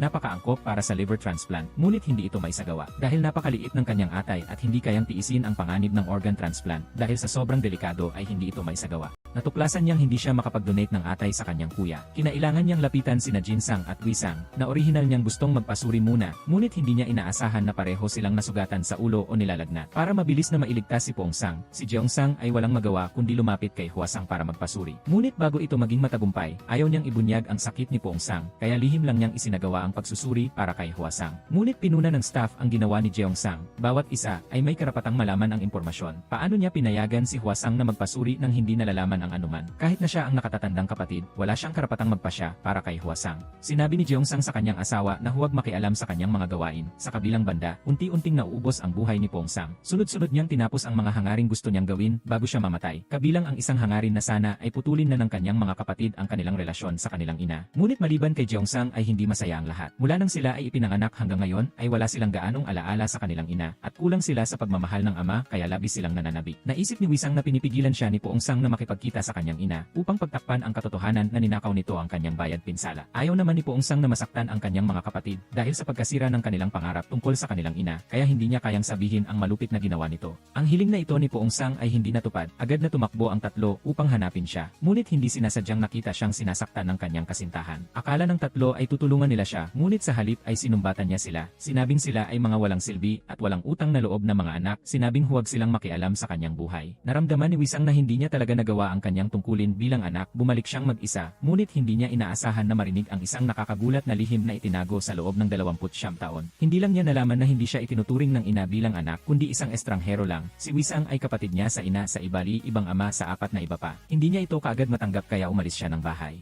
Hindi rin inaasahan ni Pongsang na malalaman ito ni Wisang. Gusto niya itong pigilan sa pag-alis ngunit walang epekto. Samantala, si Jinsang ay naloko ng isang tao at nawalan ng maraming pera na naging dahilan upang mawalan siya ng pagkakataong makapag-aral. Ngayon ay sa wakas ay natagpuan na niya ang taong iyon. Desidido siyang patayin ang taong iyon gamit ang kanyang sariling mga kamay na nagpatunay kay Pongsang na may sakit sa pag-isip si Jinsang. Upang pigilan si Jinsang sa paggawa ng pinsala, wala siyang magawa kundi dalhin ito sa psychiatric hospital. Baliw itong sumisigaw na hindi siya baliw. Ngunit sinong pumapasok dito ang hindi nagsasabi niyan? Dahil dito ay lalo pa niyang kinasuklaman si Pongsang. Kahit nagdiborsyo na si Boonshil ay nadamay pa rin sa pamilya ni Pongsang. Hindi makita ng mga nagpapautang ang pamilya ni Pongsang kaya lumapit sila sa kanya. Inaakala nilang nagdiborsyo siya para itago ang kanilang mga ari-arian at binantaan siya na kung hindi niya babayaran ang mga utang ng mga kapatid ni Pongsang, huwag daw siyang magreklamo kung magiging malupit sila. Galit na galit si Boonshil at nilapitan si Pongsang. Sinabi sa kanyang huwag na siyang idamay pa. Sinisi niya si Pongsang kung bakit niya binihisan ang mga ito noon at ngayon ay siya ang nagdadala ng lahat ng problema. Sinabi niya kay Pongsang na sabihin sa mga kapatid niya na bayaran na ang kanilang mga utang. Pinagalitan niya si Pongsang dahil alam niyang wala silang pera, ngunit binihisan pa rin niya. Ngunit natatakot si Pongsang na makulong ang kanyang mga kapatid. Sa tingin ni Boonshil ay dapat silang makulong para matuto. Pinapaalalahanan niya na wala na siyang kinalaman.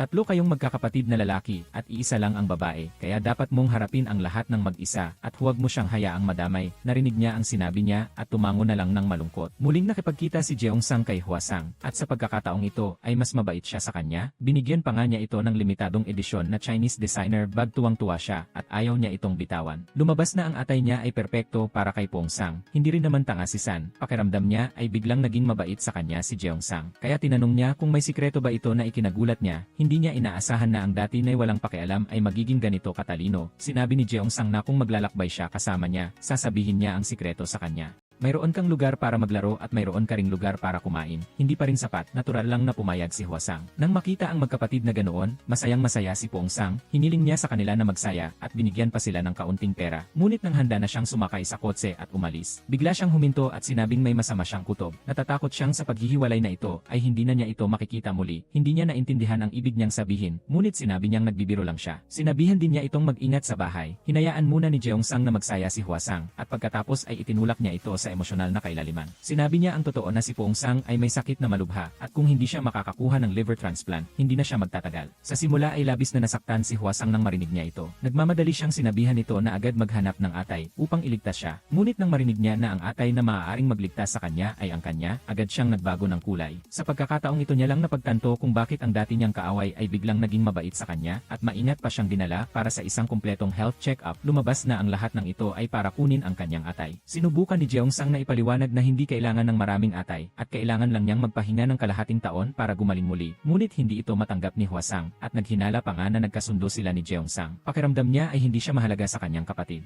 Kaya naman gumawa siya ng paraan para kunin ang atay niya. Kay Emrean Mew, lubos siyang nadismaya sa kanya. Umiiyak si Hwasang habang sinisisi ang dalawang magkapatid na nagkasundo at sinabi pa na gumagawa sila ng masamang paraan para kunin ang kanyang atay. Sinubukan ni Jeongsang na ipaliwanag ngunit ayaw talaga siyang pakinggan. Sa huli ay sinabi niya na kung hindi siya tutulong ay mamamatay si Pongsang. Ngunit sinabi niya na wala itong kinalaman sa kanya at pagkatapos ay kinuha ang kanyang bagahe at umalis. Kahit gaano pa siya sinubukang pigilan ni Jeongsang, lumala ang sitwasyon. Sa panahong ito, dahil hindi na mabayaran ni Pongsang ang utang ng kanyang mga kapatid, siya ay inaresto at dinala sa istasyon ng pulisya. Hindi inaasahan na si Yang Shim ay inaresto din dahil sa pagsusugal. Dati na siyang puno ng sama ng loob. Pagkakita niya rito ay hindi na siya makatiis. Sinabi niya na hindi siya karapat-dapat maging ina. Lahat ay dahil sa kanya, kaya naging miserable ang buong buhay niya. Sa huli ay nagkaroon pa siya ng cancer at malapit ng lisanin ang mundong ito. Sumigaw siya at sinakmal ang lead nito. Lumabas na nagkaroon siya ng delusyon at napagkamalan ang iba bilang siya. Lumala ang kanyang sakit at bigla siyang nawalan ng malay. Dinala siya sa ospital para sa emergency resuscitation. Sa wakas ay nabunyag din ang kanyang sakit. Agad na pumunta sa ospital si Monshu nang makatanggap siya ng balita. Ang kanyang dating asawa ngayon ay may cancer at malapit ng lisanin ang mundo. Hindi niya talaga ito matanggap at lubos din siyang sinisisi ang sarili. Bilang asawa ay hindi niya man lang napansin na malubha ang sakit ng kanyang asawa.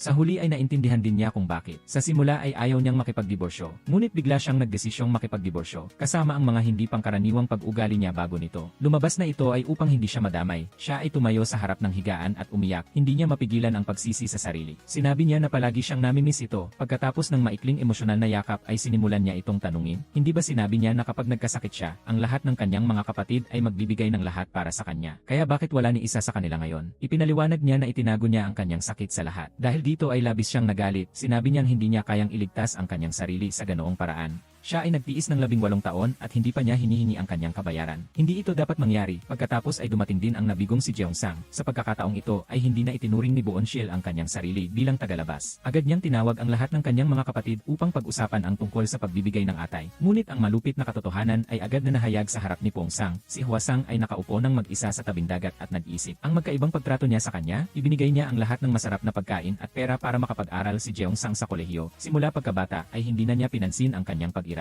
Lalo siyang nagalit sa kanya, pumunta siya sa ospital para hanapin siya at tanungin siya. Pinupuna siya na hindi siya karapat-dapat na humingi ng kanyang atay. Isinalaysay niya ang mga sakit na dinanas niya mula pagkabata hanggang pagtanda. Patuloy niyang sinasabi na sinira niya ang buong buhay niya. Sinabi niyang hindi siya magbibigay ng atay sa kanya. Walang tigil sa paghingi ng tawad si Jeong-sang kay Hwa-sang dahil sa paggawa ng pagsusuri sa kanya ng walang pahintulot. Umaasa na mailigtas niya si Pong-sang. Ang pagbibigay ng atay na ito ay gagawin nilang dalawa. Desperado nang sinabi ni Pong-sang na hindi na niya kailangan ng atay. Sinabihan niya silang lumabas. Hindi na rin matiis ni Boon-sil at sinabing labis na sila, at sinabi naman ni Hwa-sang na huwag siyang makialam kung wala siyang kinalaman. Itinuro niya na nangyari ito sa kanya dahil sa kanila. Kung hindi siya nagtrabaho ng husto ay hindi siya magkakaroon ng cancer. Bakit walang nakapansin na ganoon na siya? Sinigawan siya ni Hwa-sang na sana siya ang unang nakapansin. Galit na pinalayas siya ni Jeong-sang. Sinabing wala siyang alam at kung gusto niyang makipagtalo ay hanapin siya. Galit na umalis si Hwa-sang. Gusto niyang mabuhay ngunit nang makita niya ang eksena sa harap niya, nawalan na siya ng pag-asa. Gusto niyang lumabas ng ospital at umuwi ngunit hindi sumuko si Boon-sil. Hinanap niya si Trin-san na nakakulong sa mental hospital. Gustong dalhin siya pa uwi para sa liver transplant. Ngunit puno siya ng sama ng loob kay Pong-sang. Agad siyang umuwi at gustong hanapin siya para mag-away. Sinuntok niya siya sa mukha na ikinabagsak niya sa lupa at tinanong pa niya kung paano niya nagawang ipadala ang kanyang kapatid sa mental hospital.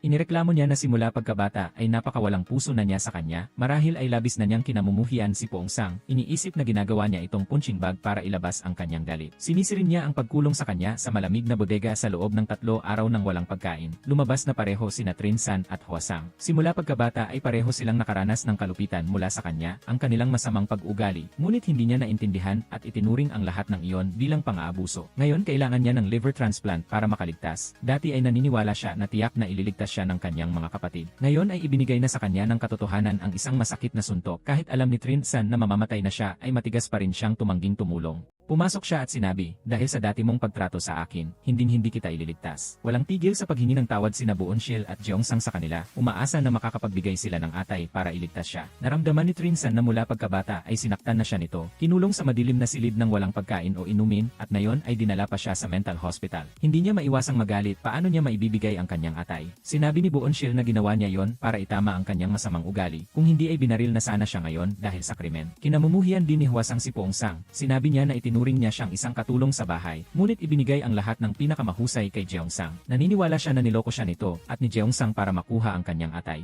Kinakausap din sila na tinatrato siya bilang isang hayop na walang karapatang pantao at pagkatapos ay umiiyak at sinisisi ang kanyang katawan na pinagdesisyonan nila. Ngunit hindi ito ang panahon para pag-usapan ang damdamin. Nagsalita si Boon-sil para payuhan siya na iligtas si Pong-sang. May mga taong gustong magbigay ngunit hindi tugma kaya hindi nila magawa. Ngunit nakakuha siya ng sagot na huwag makialam ang mga taong hindi magkakadugo. Nagpatuloy si Boon-sil sa pakikipag-usap kay Jin-sang. Sa huli ay sinabi ni Jeong-sang na huwag nilang gamitin ang buhay ng kanilang kapatid upang magtalo. Kung hindi si Jin-sang ang magpapa-examine o kaya ay si Hwa-sang at siya ang magbibigay ng kalahati ng kanilang atay. Ngunit sinabi ni Hwa-sang na simula pagkabata ay masama na ang pagtrato sa kanya. Mayroon na siyang peklat sa dibdib mula sa paso. Ngayon kailangan ko pang magpa-opera sa tiyan. Ano ang kinalaman ng peklat at liver transplant? Galit siyang sumugod at nakipagtalo. Sa huli ay si Boon-sil pa rin ang umiiyak at nagmamakaawa sa kanila. Sinabi niyang iligtas nila si Pong-sang. Kinuha ni Hwa-sang Sang ang designer bag na regalo sa kanya at agad itong sinira. Hinding-hindi niya isasakripisyo ang kanyang buhay para sa mga bagay na ito. Sa sandaling ito, kakauwi lang ni Poong Sang nang marinig niya ang mga masakit na salitang iyon. Nakita ni Boonshil na ayaw iligtas ni Jin Sang at Hwasang si Poong Sang, kaya nagpa siya siyang hanapin si Wisang para humingi ng tulong. Agad na pinigilan siya ni Hwasang. Sinabing si Wisang, na 6 na taong gulang, ay inilagay sa ampunan. Dahil sa takot ay tumakas siya sa gitna ng taglamig. Tinanggihan niya si Poong Sang, sinasabing kung ganoon siya tratuhin, hinding-hindi niya ito ililigtas. Ang lahat ng mga kapatid ay nagkukwento ng mga ginawa niya sa kanila. Sa pagkakataong ito ay lubos na ipinagtatanggol siya ni Boonshil. 17 taong gulang pa lamang siya nang pasanin niya ang pamilyang ito. Ginampanan niya ang papel ng ama at ina sa pagpapalaki sa kanila. Ngunit hindi niya nakamit ang kanilang pag-unawa. Sa halip ay walang katapusang pagreklamo at pagkamuhi. Lalo na para kina Jin Sang at Hwasang, hindi na mabilang ang kanyang pag-aalala. Kung hindi dahil sa kanilang dalawa ay hindi sana siya nagkaroon ng liver cancer. Hindi niya inaasahan na sasabihin nilang ang kanyang sakit ay dahil sa kanya. Dahil sa pagiging palaging nakikipagtalo sa kanya sa bahay at sinabihan pa siya na magbigay ng atay para sa kanya, hindi niya inaasahan na ganoon sila kawalang puso. Ito ay ganap na nakapagpahina ng loob sa kanya, hindi na niya alam ang sasabihin, kundi ang sumigaw para humingi ng tulong. Siya ang nagbigay ng lahat para sa kanila. Kahit sabihin lang na bibigyan ka na ay hindi pa rin ba sapat? Ang magkakapatid ay dapat na nagpapagalingan sa pagbibigay, hindi ba? Kung ganoon na nga, hindi man lang sila makapagpanggap na magbigay, kailangan nilang tiisin ang sakit ng karamdaman at lalo pang masaktan. Sa sandaling ito ay sa wakas ay pumasok na rin siya. Hindi lang niya narinig ang mga salitang iyon, kundi tumagos din ang mga ito sa kanyang isip. Sinabi niyang wala siyang kailangan na sinuman para iligtas siya. Umalis na silang lahat at siya na lang ang naiwan na nagdadalamhati. Labis siyang nabalisa, isinakripisyo niya ang kanyang buong buhay at ngayon ay ang kanyang buhay. Mas mahusay siyang ama kaysa sa tunay na magulang. Ngunit sa huli ay ganoon sila kawalang puso. Totoo ngang nagpalaki siya ng mga walang utang na loob, hindi niya talaga maintindihan kung bakit ganoon ang buhay niya. Ang mga salita niya ay hindi lang nakapagpatahimik sa kanya, kundi mas lalo siyang nakaramdam ng pagod. Gusto na lang niyang humiga mag-isa sa sahig at magpahinga. Wala siyang nagawa kundi umalis. Nang mag-isa na lang siya ay naalala niya ang mga sinabi kanina. Ang mga ito ay parang mga sipit na humigpit sa kanyang ulo na naging dahilan ng panginginig ng kanyang kaluluwa sa sakit. Buong buhay siyang nagpakasakit at ang tanging natanggap niya ay kapaitan. Hindi niya inaasahan na ililigtas siya ng kanyang mga kapatid. Ngunit bakit hindi niya maintindihan kailan ba siya nabuhay para sa kanyang sarili kahit isang araw lang?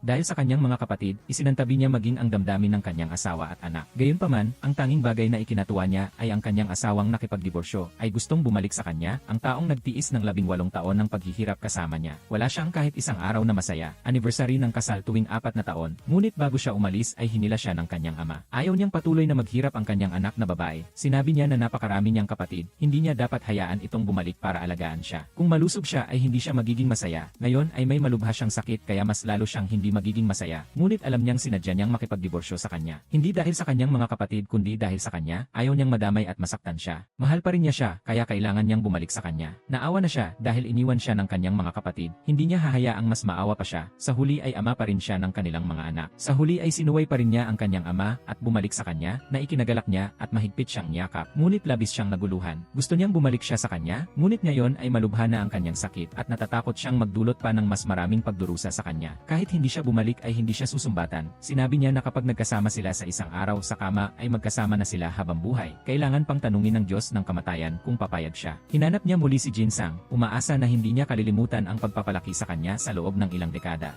Nagmamakaawa na iligtas niya si Poong Sang. Ngunit kinamumuhian ni Jin Sang si Poong Sang dahil sa pagpapadala sa kanya sa mental hospital, kaya matigas siyang tumangging magpa-liver transplant. Hindi na makatiis si Chin Ise. Pinagsabihan niya ang kanyang pag-ugali na hindi tumutulong sa kanyang kapatid, kahit man lang daw ay magpa-examine siya. Mas lalong hindi na makatiis ang ina ni Chin Ise. Nakita niya mismo kung paano nagpakasakit si Poong Sang. Isinantabi ang kanyang asawa ri anak para alagaan ang kanyang mga kapatid, pakiramdam niya sila. Lalo na si Jin Sang ay talagang mga halimaw, hindi lang binayaran ni Poong Sang ang kanyang utang sa sugal, kundi nag-aalala rin siya sa buong araw na baka makagawa siya ng krimen at makulong. Bilang pangalawang anak sa pamilya, dapat sana ay ginampanan niya ang kanyang responsibilidad. Hindi ito dapat umakto ng iresponsable. Sinabi pa niya na kung may kaibigan si Chin Ise na ganoon, babangon siya ng maaga para tadtarin ito at ipakain sa aso. Galit siyang sinabihan siya na magbigay ng atay. Sinabi ni Chin Ise na tama ang kanyang sinabi. Walang pagod na hinanap ni Boonshil si Hwasang. Pinayuhan siyang kalimutan ang mga hindi magagandang bagay. Sa oras ng kamatayan ay iligtas muna ang kanilang panganay na kapatid, kung hindi ay wala na siya at huli na para magsisi. Ngunit naniniwala siya na magkapareho sila ni Jeong Sang. Hindi siya itinuturing na kapatid. Bukod pa rito ay naniniwala rin siya na kung siya at si Jeong Sang ang nangangailangan ng liver transplant, hindi magdadalawang isip si Poong Sang na magbigay ng atay kay Jeong Sang at hindi sa kanya.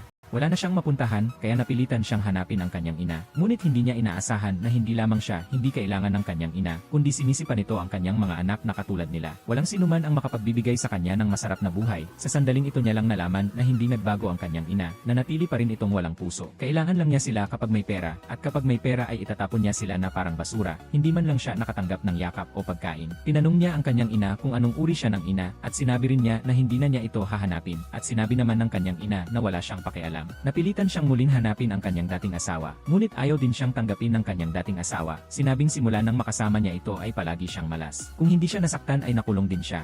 Pakiramdam niya ay sinira niya ang buong buhay niya, kaya matigas siyang gustong putulin ang ugnayan sa kanya. Lumala ang sakit ni Poong Sang kaya nawalan siya ng malay. Tanging si Boon Shil lamang ang nakatawag ng nurse para gamutin si Poong Sang. Paglabas niya ay hinila niya si Jeong Sang. Sinabi niyang tawagan niya si Poong Sang para aliwin. Hindi siya ngayon nagdadalamhati dahil hindi siya makakuha ng liver transplant, kundi dahil sa pagtataksil ng kanyang mga kapatid na hindi niya matanggap. Kung ikukumpara sa cancer, mas nakakatakot ang kanilang kawalang interes. Muling nagreklamo ang mga nagpapautang sa pulisya. Gustong ikulong siya. Napakahirap din ang buhay ng mga nagpapautang. Hindi niya matiis na makulong siya. Hindi rin niya kayang pabayaan ang mga nagpapautang. Kaya nagpasya siyang ilabas ang lahat ng kanyang ipon para bayaran ang utang. Ito ang ipon ng mag-ina at hindi niya papayagan siyang gawin ito. Ngunit nang malaman niyang ang 500 milyon na ibinigay niya sa kanya noon ay kalahati ng kanyang life insurance para sa paggamot sa cancer, ang natitira ay ginamit para bayaran ang mga utang ng kanyang mga kapatid. At ang isang bahagi ay ninakaw ni Jinsang at natalo sa sugal. Kung hindi siya may sakit ay sinampal na niya siya ng ilang beses. Hindi siya nagdala ng pera para magpagamot at ginastos pa niya ito kung saan-saan. Ngayon ay kailangan niyang gamitin ang pera para bayaran ang utang. Siya ang mag-isip kung paano ang magiging buhay nilang mag-ina dahil hindi siya maaaring mamatay. Nakita ng nanay ni Chin Yith si Yang Shim at ikinuwento ang tungkol sa cancer ni Poong Sang. Nang marinig niya ito, hindi siya nakaramdam ng awa kundi ng katuwaan. Sinabi niyang katulad siya ng kanyang ama. Kung may liver cancer ka, maaga o huli ay mamamatay ka. Hindi inaasahan ng nanay ni Chin Yith na may ganitong klaseng tao sa mundo. Gustong hilahin siya para sa liver transplant. Ang mga kasalanang nagawa niya ay dapat niyang pagbayaran. Kinagat niya siya ng takot na parang aso at tumakbo. Si Busyu ay para ipagpatuloy ang pagbabayad ng utang niya. Tumawag pa siya para humiram ng pera sa kanyang matandang ama. Nang marinig niya ito ay agad siyang nagalit at tumanggi. Sinabihan siyang umuwi at hayaan ang kanyang mga kapatid na alagaan siya. Wala siyang magawa kundi tumawag sa kanyang mga kaibigan para humiram ng pera. Ngunit pagdating niya sa pintuan ay narinig na niya ang lahat. Sa oras ng kagipitan mo malalaman ang tunay na kaibigan. Sa wakas ay naintindihan din niya na ang kapatiran ay minsan mas masahol pa sa isang estranghero. Napagtanto niya na ang lahat ng ginawa niya para sa kanyang mga kapatid ay galing lamang sa kanyang sariling pag-isip. Tanging ang dalawang salitang responsibilidad lamang. Hindi niya hahayaang patuloy siyang mag-isip ng ganoon, walang tigil siyang inalo na magtanim ng galit at huwag silang patawarin, basta isipin lang ang kanyang sariling buhay. Marahil para sa kanya, ito ay isang magandang bagay. Gamitin ang pagkakataong ito para bumalik sa normal ang kanilang buhay. Pakiramdam niya ay malapit na siyang matapos ngunit ayaw niyang sumuko. Patuloy siyang pinapalakas ang loob na maging matatag, ngunit hindi pa rin niya napigilang umiyak, ayaw na niyang mabuhay ng ganito. Pagpili ng kasalukuyang popular na euthanasia, kahit hindi niya ito pinipigilan, ngunit hindi niya kayang personal na ihatid ang kanyang pinakamamahal. Sa huli ay nagpasya siyang sumama kay Poong Sang sa euthanasia. Hindi isinilang sa isang araw, buwan, taon. Ngunit ipinangako na mamamatay sa isang taon, buwan, at araw. Pareho silang nagsumite ng aplikasyon para sa euthanasia sa ospital. Nakakalungkot na sa loob ng maraming taon ay nagtiis siya ng pagpapahirap at kahihiyan. Ngayon niya lang naintindihan ang kanyang tapat na pagmamahal. Bago mamatay ay balak din nilang suriin kung ang atay ay tugma, kung maaari ay handa siyang ibigay ang kanyang atay, upang ang lahat ay makapagpatuloy na mabuhay ng maayos. Ngunit naubos na niya ang lahat ng kanyang ipon para bayaran ang utang ng kanyang mga kapatid. Ngayon ay kailangan pa niyang manghiram kay Jeong Sang para sa medical check-up. Tinanong niya kung hindi siya nagsisisi, umaasa siyang magiging tugma ang kanyang atay. Sinabihan niya si Jeong Sang na huwag sabihin sa kanya kung hindi tugma ang kanyang atay. Mayroon pa silang huling pag-asa at pagkatapos ay niyakap siya ni Jeong Sang. Ngayon ang tanging nag-aalala para sa kanya ay ang kanyang ama. Alam niyang hindi niya susukuan si Poong Sang. Kung gusto niyang mabuhay ng maayos ang kanyang anak ay kailangan niyang mabuhay. Lumuluha siyang pinagsabihan si Poong Sang na huwag sumuko. Kung hindi ay mawawalan din ng pag-asa ang kanyang anak na mabuhay. Sinabi niya na tiyak na mabubuhay siya ng maayos. Sa ganoong paraan ay matutumbasan niya ang mga sakit na idinulot niya sa kanya. Pagkatapos nilang magkausap ng kaunti ay lumabas na ang resulta. Nakakalungkot na hindi tugma ang kanyang atay sa kanya, kaya hindi sila makapagpatuloy sa liver transplant. Labis niyang sinisisi ang sarili kung bakit bilang mag-asawa ay hindi man lang nila kayang mag-donate ng atay. Sinabi ni Nurse Han sa kanya na mayroon pang isang paraan para makakuha ng tugmang atay. Iyon ay ang palitan niya ang kanyang internal organ sa taong nangangailangan ng transplant. Basta kaya niya ay handa siyang ibigay ang lahat. Gayunpaman, ang paraan na ito ay nangangailangan ng mahabang paghihintay para makahanap ng tugmang tao. Hindi niya alam kung makakaya niyang magtiis hanggang sa panahong iyon. Ngunit ngunit hindi pa rin siya sumuko. Sinabihan niya sina Jinsang at Hwasang na mag-donate ng atay para kay Pongsang. Ngunit pagkakita niya pa lang sa kanya, ay tumakbo na siya. Lumayo rin si Hwasang. Hindi na talaga matiis ni Chin Yehu si Jinsang. Tinatanong kung magbibigay ba siya o hindi, ngunit matigas siyang tumangging magbigay. Hindi na nakatiis si Chin Is, kaya sinuntok niya ito. Huwag tingnan si Chin Is na mukhang tanga sa normal. Ngunit alam niya kung gaano kalaki ang isinakripisyo ni Pongsang para kay Jinsang. Dinala siya sa mental hospital para pigilan siyang pumatay ng tao. Inulong sa madilim na silid para hindi siya sumunod sa kanyang ina na sugarol, wala siyang kasalanan. Kung hindi sana magiging maayos ang buhay ni Jinsang ngayon. Galit na sinabi ni Chin Isi na kailangan niyang magbigay ng atay. Lumuluha siyang nagbabanta na susuntukin siya muli. Tinuruan din siya ni Chin Isi, kahit kunin pa niya ang lahat ng kanyang atay at apdo, hindi pa rin ito sapat para mabayaran ang utang na loob kay Pongsang. Malaki siya at malakas kaya natural lang na siya ang magbigay ng atay. At sinabi rin niya na hindi naman siguro ang dalawang payat na babae ang magbibigay. Iginiit niyang dapat magbigay ng atay si Jinsang. Ngunit ang hindi niya inaasahan ay matagal nang itinuring ni Chin Is si Pongsang bilang kanyang panganay na kapatid. Nagpa-examine din siya para tingnan kung tugma siya sa pagbibigay ng atay. Ngunit ginamit ng kanyang ina ang kamatayan bilang pananakot. Iisa lang ang kanyang anak na lalaki at hindi niya hahayaang mangyari ang anumang masama sa kanyang anak. Naalala ni Jinsang ang sinabi ng mag-ina ni Chin Ise at labis siyang nabalisa. Lumabas siya at nagkataong nakasalubong niya si Pongsang. Balak niyang iwasan ito, ngunit tinawag siya ni Pongsang. Sinabi niya na sumuko na siya sa pagpapagamot at naghihintay na lang ng kanyang huling araw. Inihingi niya rin ng tawad ang panggagaya sa kapatid noong bata pa sila at hindi niya rin sana ito dinala sa mental hospital. Umaasa lang siya na kalimutan na ito ng kapatid at umuwi na lang para mamuhay kasama niya at sinabihan niya ito na huwag nang gumala sa labas. Sino ang mag-aakala na kinabukasan ay direkta itong lumapit kay Jeongsang at nagpa siya na magpa-examine para sa liver transplant operation. Ngunit gusto nitong ilihim ang bagay na ito kay Pongsang. Sa huli ay nakita rin ni Jeongsang ang pag-asa na mailigtas ang kanyang kuya. Pagkatapos ay ibinalita niya ito kay Boonshil na labis niyang ikinatuwa. Ngunit dahil sa labis na pagkain, nagkaroon siya ng fatty liver, kaya hindi siya maaaring magbigay ng atay kay Pongsang. Dahil dito ay labis na nagalit si Jeongsang, at balisang-balisa si Jeongsang na dali-daling hinanap si Hwasang. Sinabi na sumang-ayon si Jinsang na magbigay ng atay para sa kanya. Ngunit dahil sa fatty liver ay hindi siya makapagbigay, umaasa siya na kalimutan na ito ni Hwasang at kasama niyang isagawa ang liver transplant operation. Ngunit lagi niyang iniisip na hindi siya kinikilala, kaya matigas siyang tumanggi. At binantaan pa si Jeongsang na huwag hanapin si Wisang. Ikaw ang batang pinalaki niya, hindi niya papayagan na saktan ka ni Jeongsang. 1 taon na lang at anibersaryo na ng kasal. Natatakot si Pongsang na hindi na siya mabuhay hanggang doon, kaya inuna na niya itong ipinagdiwang. Pagkatapos ng 18 taon, ito ang unang pagkakataon na nakatanggap ng bulaklak si Boonshil, at ito rin ang unang pagkakataon na nagkaroon sila ng maayos na pagdiriwang ng anibersaryo ng kasal. Kahit ganoon, ay naiyak pa rin siya sa tuwa. Hindi siya tumitigil sa paghingi ng tawad sa mga sakit at sama ng loob na idinulot niya kay Boonshil sa loob ng maraming taon, at sinabi niya ang isang masakit na salita, kung hindi siya nagkaroon ng cancer. Hindi kaya siya magiging ganito. Marerealize kaya niya ang kanyang pagkakamali sa kanyang buhay. May sarili din siyang pananaw tungkol sa pag-ibig at pagpapakasal. Kahit gaano pa karaming paghihirap ang dinanas, basta nasa puso pa rin ng kanyang asawa, ay handa siyang isakripisyo ang lahat. Ang dalawa ay nagpanggap na 70 tandang bawas 80 taong gulang, upang patunayan na ang kanilang pag-ibig ay tumanda ng magkasama. Kahit mamatay pa ay hindi magsisi, bakit palaging sa huling sandali lang ng buhay? Saka lang talaga nagigising ang tao.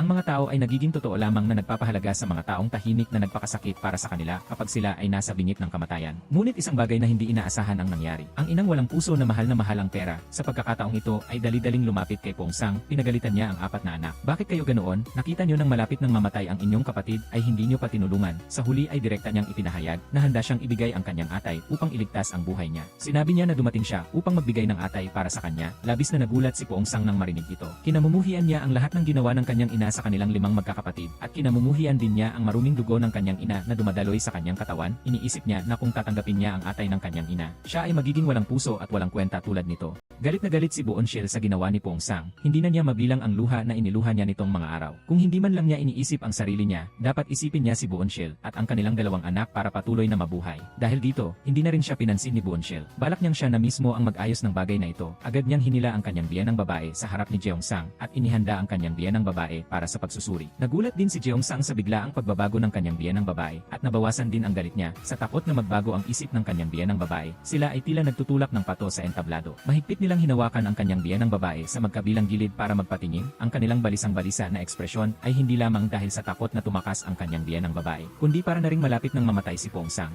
Mula nang magkaroon siya ng cancer, hindi pa niya nakikita ang kanyang anak na babae para magkabati. Hindi alam ni Jeongyi ang katotohanan tungkol sa sakit na cancer ng kanyang ama. Galit pa rin ang bata kaya ayaw pa ring makipagkita. Labis itong ikinabahala ni Pongsang, natatakot na baka wala na siyang pagkakataon na humingi ng tawad sa kanyang anak na babae. Sa pagkakataong ito, pagkatapos ng ilang panahon ng pagpapalamig ng ulo ni Wisang, sinimula sinimulan niyang alalahanin ang lahat ng hirap na pinagdaanan ni Poong Sang sa pagpapalaki sa kanya, inihambing niya ang kanyang kuya at ang kanilang ina. Doon niya lang talaga naintindihan na isinakripisyo ni Poong Sang ang lahat para sa kanya, pinaghirapan siyang palakihin at minahal siya tulad ng sariling anak, samantalang ang kanilang ina ay isang estranghero. Pagkatapos malaman na may cancer si Poong Sang at malapit ng mamatay, naramdaman niya na nagkamali siya sa pananakit dito. Galit na galit si Wisang at gusto niyang makita agad si Poong Sang. Sa daan ay nakasalubong niya si Inbun, ina ni Poong Sang, at dahil dito ay nabunyag ang isang lihim na matagal nang itinago ni Poong Sang. Sinabi ni Inbun na ang pag-iwan ni Poong Sang kay Wisang sa ampunan noon ay labag sa kalooban niya. Gusto lang ni Poong Sang na doon ay may makain at maisuot si Wisang at makapag-aral. Hindi kailanman naisip ni Poong Sang na hindi niya kapatid sa dugo si Wisang at pinalaki pa niya ito na parang sariling anak. Ang perang kabayaran ay ninakaw din ng kanilang ina dahil ayaw ni Poong Sang na sirain ang imahe ng kanilang ina, kaya itinago niya ang lahat ng katotohanan. Sa wakas ay naintindihan na rin ni Wisang at labis siyang nakonsensya. Nahihirapan siyang tingnan ang magulong lakad ni Poong Sang. Agad siyang lumapit sa kanyang boss sagang para humingi ng pinakamahirap na trabaho. Alam niyang maaaring mawalan siya ng ina, ngunit para kumita ng pera para iligtas ang kanyang kuya. Maaari lamang siyang sumugal, nangako siyang tutulungan siyang ihanda ang barko at ang mga papeles para tumakas. Ngunit humingi lang siya ng isang pabor. Kung sakaling mamatay siya, ibigay niya ang kanyang atay kay Poong Sang. Si Jin Sang ay nag-ayuno din para iligtas ang kanyang kuya upang bumalik sa normal ang kanyang atay. Naghahanda para sa liver transplant operation ng kanyang kuya. Tinulungan ni Inbun si Jin Sang sa pamamagitan ng paglalagay ng pampatulog sa inumin ng kanilang ina. Ngunit nang umuwi siya ay hinabol siya ng kanyang ina gamit ang isang martilyo sa buong kalsada. Nang gabing iyon, habang ginagawa ang kanyang misyon, nasaksak si Wisang at dinala siya sa emergency room ng ospital. Sa huli, bagaman ni nailigtas ang kanyang buhay, siya ay nawalan ng malay. Siya ay kasalukuyang inoobserbahan sa intensive care unit. Sinabihan ni Jeong Sang ang kanyang asawa na itago ang lihim. Sa sandaling siya ay nalulungkot dahil sa nangyari sa kanyang kapatid. Isang magandang balita ang dumating, ang atay ng kanilang ina ay tugma sa atay ni Poong Sang. Mas lalo pang nasabik si Boonshil at agad na nilapitan ang kanyang biyenan at sinabi sa kanyang maghanda para sa operasyon. Ngunit sa pagkakataong ito ay ipinahayag ng kanyang biyenan ang kanyang tunay na kulay. Nagkunwari siyang kaawa-awa at sinabi kay Boonshil na kung sakaling mamatay siya ay marami pa siyang utang. Humingi siya ng paunang 400 milyong won para bayaran ang kanyang mga utang. Para iligtas ang kanyang asawa ay hindi nagdalawang isip si Boonshil at agad na nangutang kung saan-saan. Hindi rin makapagbigay ng ganoong kalaking pera si Inbun. Nalaman ng mga kaibigan niya sa eskwela na nangungutang siya kung saan-saan para iligtas ang kanyang asawang may cancer at isa-isa siyang nilayuan ng lahat. Wala siyang magawa kundi tumakbo sa kumpanya ng pautang. Ngunit wala siyang collateral kaya wala siyang nahiram na kahit isang sentimo. Sa huli ay ipinasa niya ang kanyang pag-asa sa kanyang ama. Umaasa siya na magagamit niya ang pera para sa pagtanda at ang bahay bilang collateral para makalikom ng pera para iligtas si Poong Sang. Tinitiyak niya na pagkatapos gumaling ni Poong Sang, siguradong doble ang ibabalik niya at buong puso siyang magpapasalamat sa kanyang ama. Ngunit sinabi ng kanyang ama na hindi niya magagamit ang pera para sa pagtanda at ang tanging bahay na kanilang matutuluyan ay hindi rin maaari. Pinayuhan niya si Boonshil na huwag magsakripisyo ng labis para sa taong tulad ni Poong Sang. Kung magpapatuloy siya ng ganoon, malapit na siyang mabangkarote. Baka sa huli ay mawalan din siya ng tirahan at mapilitang gumala sa mga lansangan. Naniniwala ang kanyang ama na hindi siguradong mabubuhay si Poong Sang kahit pa malapit nang mamatay ang kanyang sariling anak. Hindi niya rin ibibigay ang kanyang bahay. Galit na galit si Boonshil at sinabi niyang labis na siyang sumusobra bago umalis at sinabi rin niya na hindi niya papayagan na mamatay si Poong Sang. Dahil ayaw ng kanyang ama, wala siyang nagawa kundi kumuha ng pagkakataon na wala ang kanyang ama, pumasok siya sa bahay para nakawin ang titulo ng lupa at sa huli ay nakapangutang din siya ng 400 milyong won at ibinigay kay Yang Shim. Nang makita ni Yang Shim na nakatanggap siya ng ganoong kalaking pera, lumiwanag ang kanyang mga mata at tuwang-tuwa siyang naghanda para sa liver transplant operation. Ngunit mangyayari ba talaga ang lahat ng maayos? Tinignan ni Poong Sang ang ina na kinasusuklaman niya na nakahiga sa kama ng ospital. Kahit gaano pa karaming galit sa kanyang puso, bigla itong nawala. Pinatawad niya ang lahat ng ginawa ng kanyang ina at nagpasya siyang kung sakaling makaligtas siya ay susuklian niya ang kabutihang ito at sa wakas ay natuloy din ang operasyon ayon sa plano. Nauna siyang itinulak sa operating room, kinuha ni Jin Sang ang isang beses ng nagamit na briefs para suportahan si Poong Sang. Isinuot din ni Poong Sang ang mga wedding rings sa kamay ni Jin Sang at sinabihan itong kailangan niyang makalabas ng buhay. Ngunit nang malapit ng bigyan ng pampatulog si Poong Sang para simulan ang operasyon, si Jeong Sang ay sumugod sa operating room at agad na humiling na ihinto ang operasyon. Nagtataka ang lahat ngunit sinabi lang ni Jeong Sang na hindi na maaaring isagawa ang operasyon. Hindi inaasahan na si Yang Shim, nang malapit ng sumailalim sa operasyon, ay tumakas sa ospital. Ang ginawa niyang ito ay labis na nakasakit kay Poong Sang dahil umutang siya ng 400 milyong won at ginamit na collateral ang kanilang kaisa-isang bahay. Ngayon, hindi niya matutulungan si Poong Sang sa operasyon, nawalan pa siya ng bahay. Sa harap ni Poong Sang ay pinagalitan niya si Yang Shim at sinabing hindi ito tao. Mas masahol pa raw ito sa hayop. Gusto ni Jeong Sang umiyak, ngunit walang lumalabas na luha. Labis siyang nalulungkot sa buhay ng 5 magkakapatid. Bakit sila nagkaroon ng ganoong kahiyahiyang ina? Dahil sa isyu ng pagbibigay ng atay, binitawan na ni Poong Sang ang lahat ng galit. Hindi niya akalain na siya ay pagtataksilan. Pakiramdam niya ay napakalaki ng kanyang kabiguan sa buhay. Wala nang saysay ang patuloy na pamumuhay ng isang tulad niya. Balak niyang tumalon at magpakamatay upang wakasan ang lahat. Agad na dumating si Jeong Sang at napigilan siya. Wala ring pakialam si Poong Sang kay Boonshil. Hindi niya inisip kung paano nagpakasakit si Boonshil para lang mabuhay siya. Maaaring sabihin na bukod Bukod sa kanyang kasalukuyang buhay, ang lahat ay naibigay na niya kay Pongsang. Ngunit gusto niyang mamatay na lang, iniiwan ang lahat ng sakit at utang kay Boonshil. Hindi man lang naisip ang nararamdaman nito. Labis na nagdusa si Boonshil sa mga oras na yon. Naramdaman niyang wala siyang halaga kay Pongsang kaya nagpasya siyang umalis. Sinabihan siya ni Jeongsang na humingi ng tawad, ngunit hindi siya pinansin ni Pongsang. Hayaan siyang pumunta kung saan niya gusto. Sa ganoong paraan, muli silang naghiwalay. Ngunit sa kabila nito, hindi pa rin siya sumuko sa kanyang determinasyon na iligtas si Pongsang. Nang araw na yon, hindi sinasadyang narinig ni Jeongyi na may sakit ang kanyang ama. Sa wakas ay nalaman din niya ang katotohanan na ang kanyang ama ay malapit ng mamatay dahil sa liver cancer at walang sinuman ang makakatulong sa kanya. Bago pa man mamatay ay binaliwala na ni Jeongyi ang lahat. Labis niyang sinisisi ang sarili na hindi niya alam na malubha ang sakit ng kanyang ama at palagi siyang nagtatampo at ayaw makita si Pongsang. Hindi rin mapapayagan ni Jeongyi na mamatay ng maaga si Pongsang. Ayaw niyang mamuhay sa isang pamilyang walang ama. Umiiyak siyang sinabi na kung hindi magbibigay ng atay ang kanyang mga tiyuhin at tiyahin, siya ang magbibigay ng atay sa kanyang ama. Hindi niya matiis na makita ang kanyang anak na babae na nagdurusa. Hindi niya rin matiis na makita ang kanyang apo na nagdadalamhati at umiiyak. Ang ama ni Boonshil ay nagpunta sa ospital para sa liver transplant examination. Hindi mahalaga kay Jeongsang kung ano ang motibo ng kanyang ama, ngunit sa kanyang edad na ito ay dumating siya upang iligtas ang kanyang kuya. Labis itong ikinagalak at ipinagpasalamat ni Jeongsang. Ngunit paano niya papayagan na malagay sa panganib ang kanyang ama? Ang ginawa ng kanyang ama ay hindi lamang nagpadama ng kahihiyan kay Boonshil, kundi nagpadama rin ng kaligayahan. Siya lang ang kanyang ama na laging nag-isip para sa kanya, samantalang siya mula nang magpakasal ay hindi na masyadong nagbigay pansin sa kanyang ama. Pagkatapos makita ang balak ni Pongsang na magpakamatay, si Jinsang ay nagsimulang magpasya. Kailangan niyang magbawas ng timbang upang bumalik sa normal ang kanyang atay. Sa pagkakataong ito, ibinigay niya ang lahat ng kanyang makakaya. Pinilit ang kanyang sarili na mag-ehersisyo at magbawas ng pagkain araw-araw. Ngunit sa huli ay nabigo pa rin siya. Hindi niya matiis ang gutom hanggang sa gusto na niyang manakit ng tao. Wala siyang magawa kundi kainin ng kainin ang pagkain habang kinukutya ang sarili. Nang marinig ang mga salitang ito, nawalan na ng pag-asa si Boonshil sa atay ni Jinsang. Nang makita na lumalala ang liver cancer ni Pongsang, sa pagkakataong ito ay isiniwalat ni Jinsang ang isang malaking lihim. Lumabas na ang resulta ng pagsusuri ni Boonshil ay hindi pala hindi tugma, kundi perpektong tugma. Dahil lamang sa nalaman ni Pongsang ang katotohanan ay hiniling niya kay Jinsang na magsinungaling, iniisip niya ang kanyang anak na babae. Anumang operasyon ay may panganib.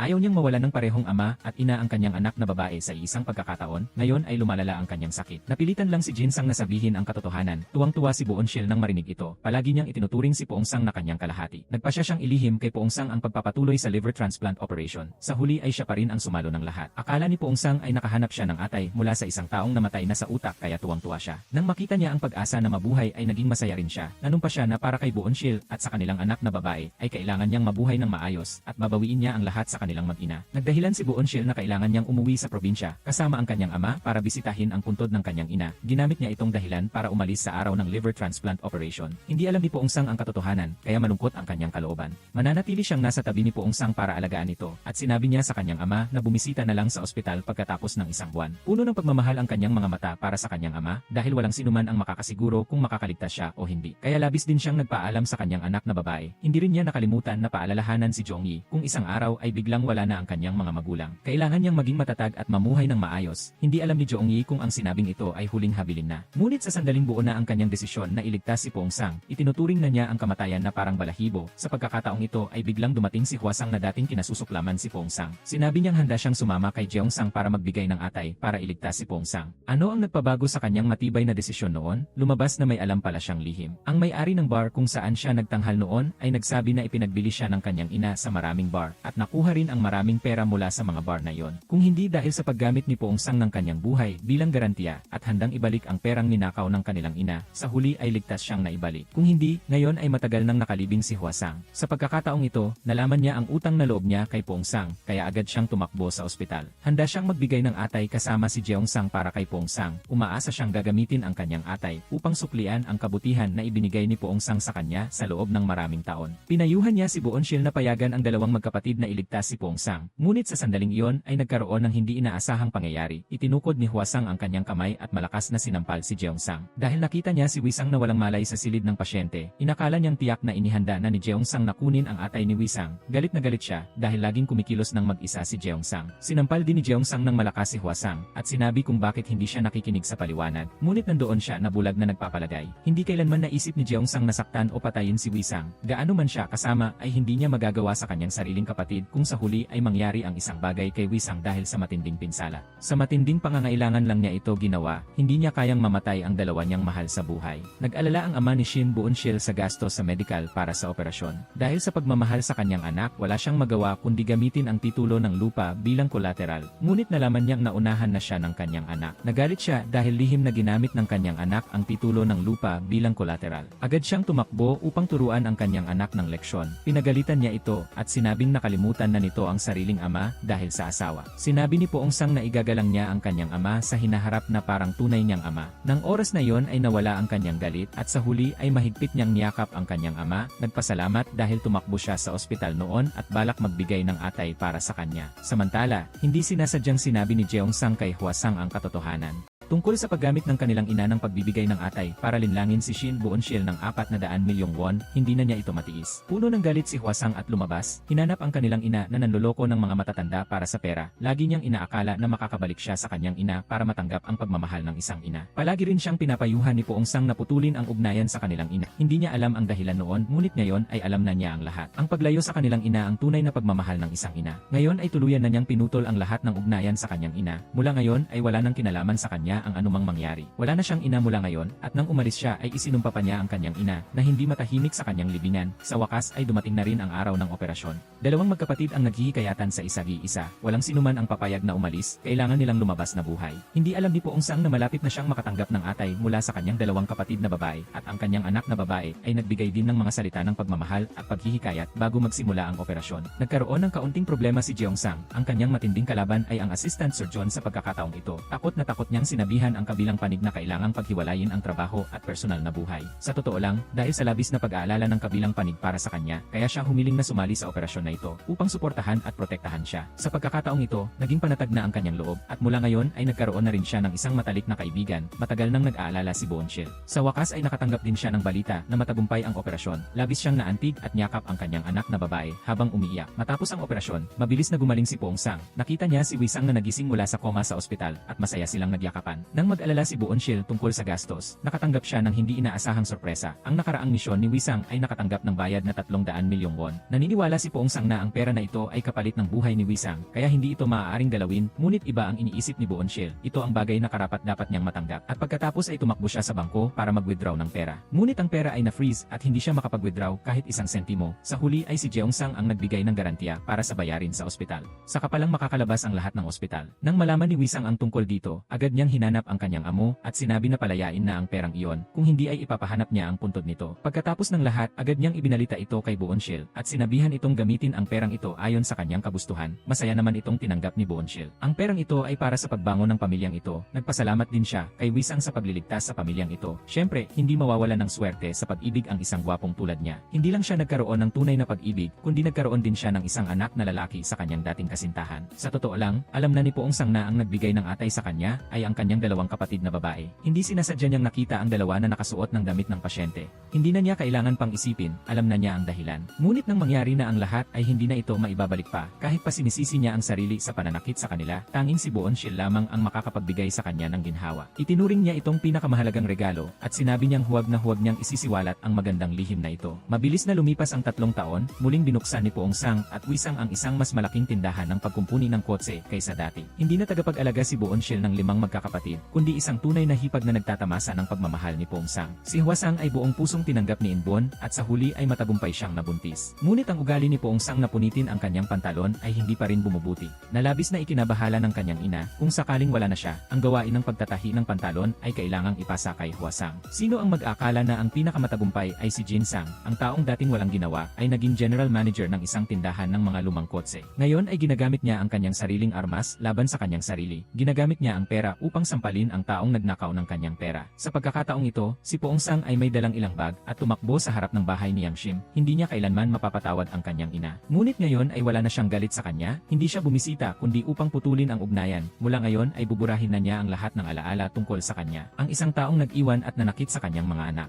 Ngayon ay namumuhay siya ng isang malungkot at kahabag-habag na buhay. Nang malaman niyang bibisitahin siya ni Poong Sang, dali-dali siyang sumunod. Hindi siya sumunod para humingi ng tawad, sumunod lang siya para humingi ng pera kay Poong Sang. Hindi niya kailangan ang mga walang silbing regalo. Hanggang sa mamatay siya ay hindi siya kailanman nagsisi, kahit kaunti man lang sa mga kasalanang nagawa niya. Siya ang pinakamasamang ina sa buong mundo. Sa panahon ng paghihirap, lahat ng hindi pagkakaunawaan ay nawala. Ang 5 magkakapatid ay tunay na lumaki sa ilalim ng walang humpay na pagsisikap ni Boonshil. Sa wakas ay nagkaroon siya ng isang masaya at kumpletong pamilya. Masasabi na kung walang si Boonshil ang pamilya ni Poong Sang, ang 5 magkakapatid ay mamamatay sa trahedya o mamumuhay ng malungkot. Nagtatapos na rito ang kwento. Sana ay maging katulad kayo ni Boonshil, na kahit gaano pa kahirap ang buhay ay buong tapang nahaharapin, laging matatag at hindi sumusuko. Sa ganoong paraan, wala nang hirap ang makakatalo sa atin. Ang mahalaga ay binigay natin ang lahat. Walang pagsisisi o pag-aalala para sa sinuman. Salamat sa inyong suporta.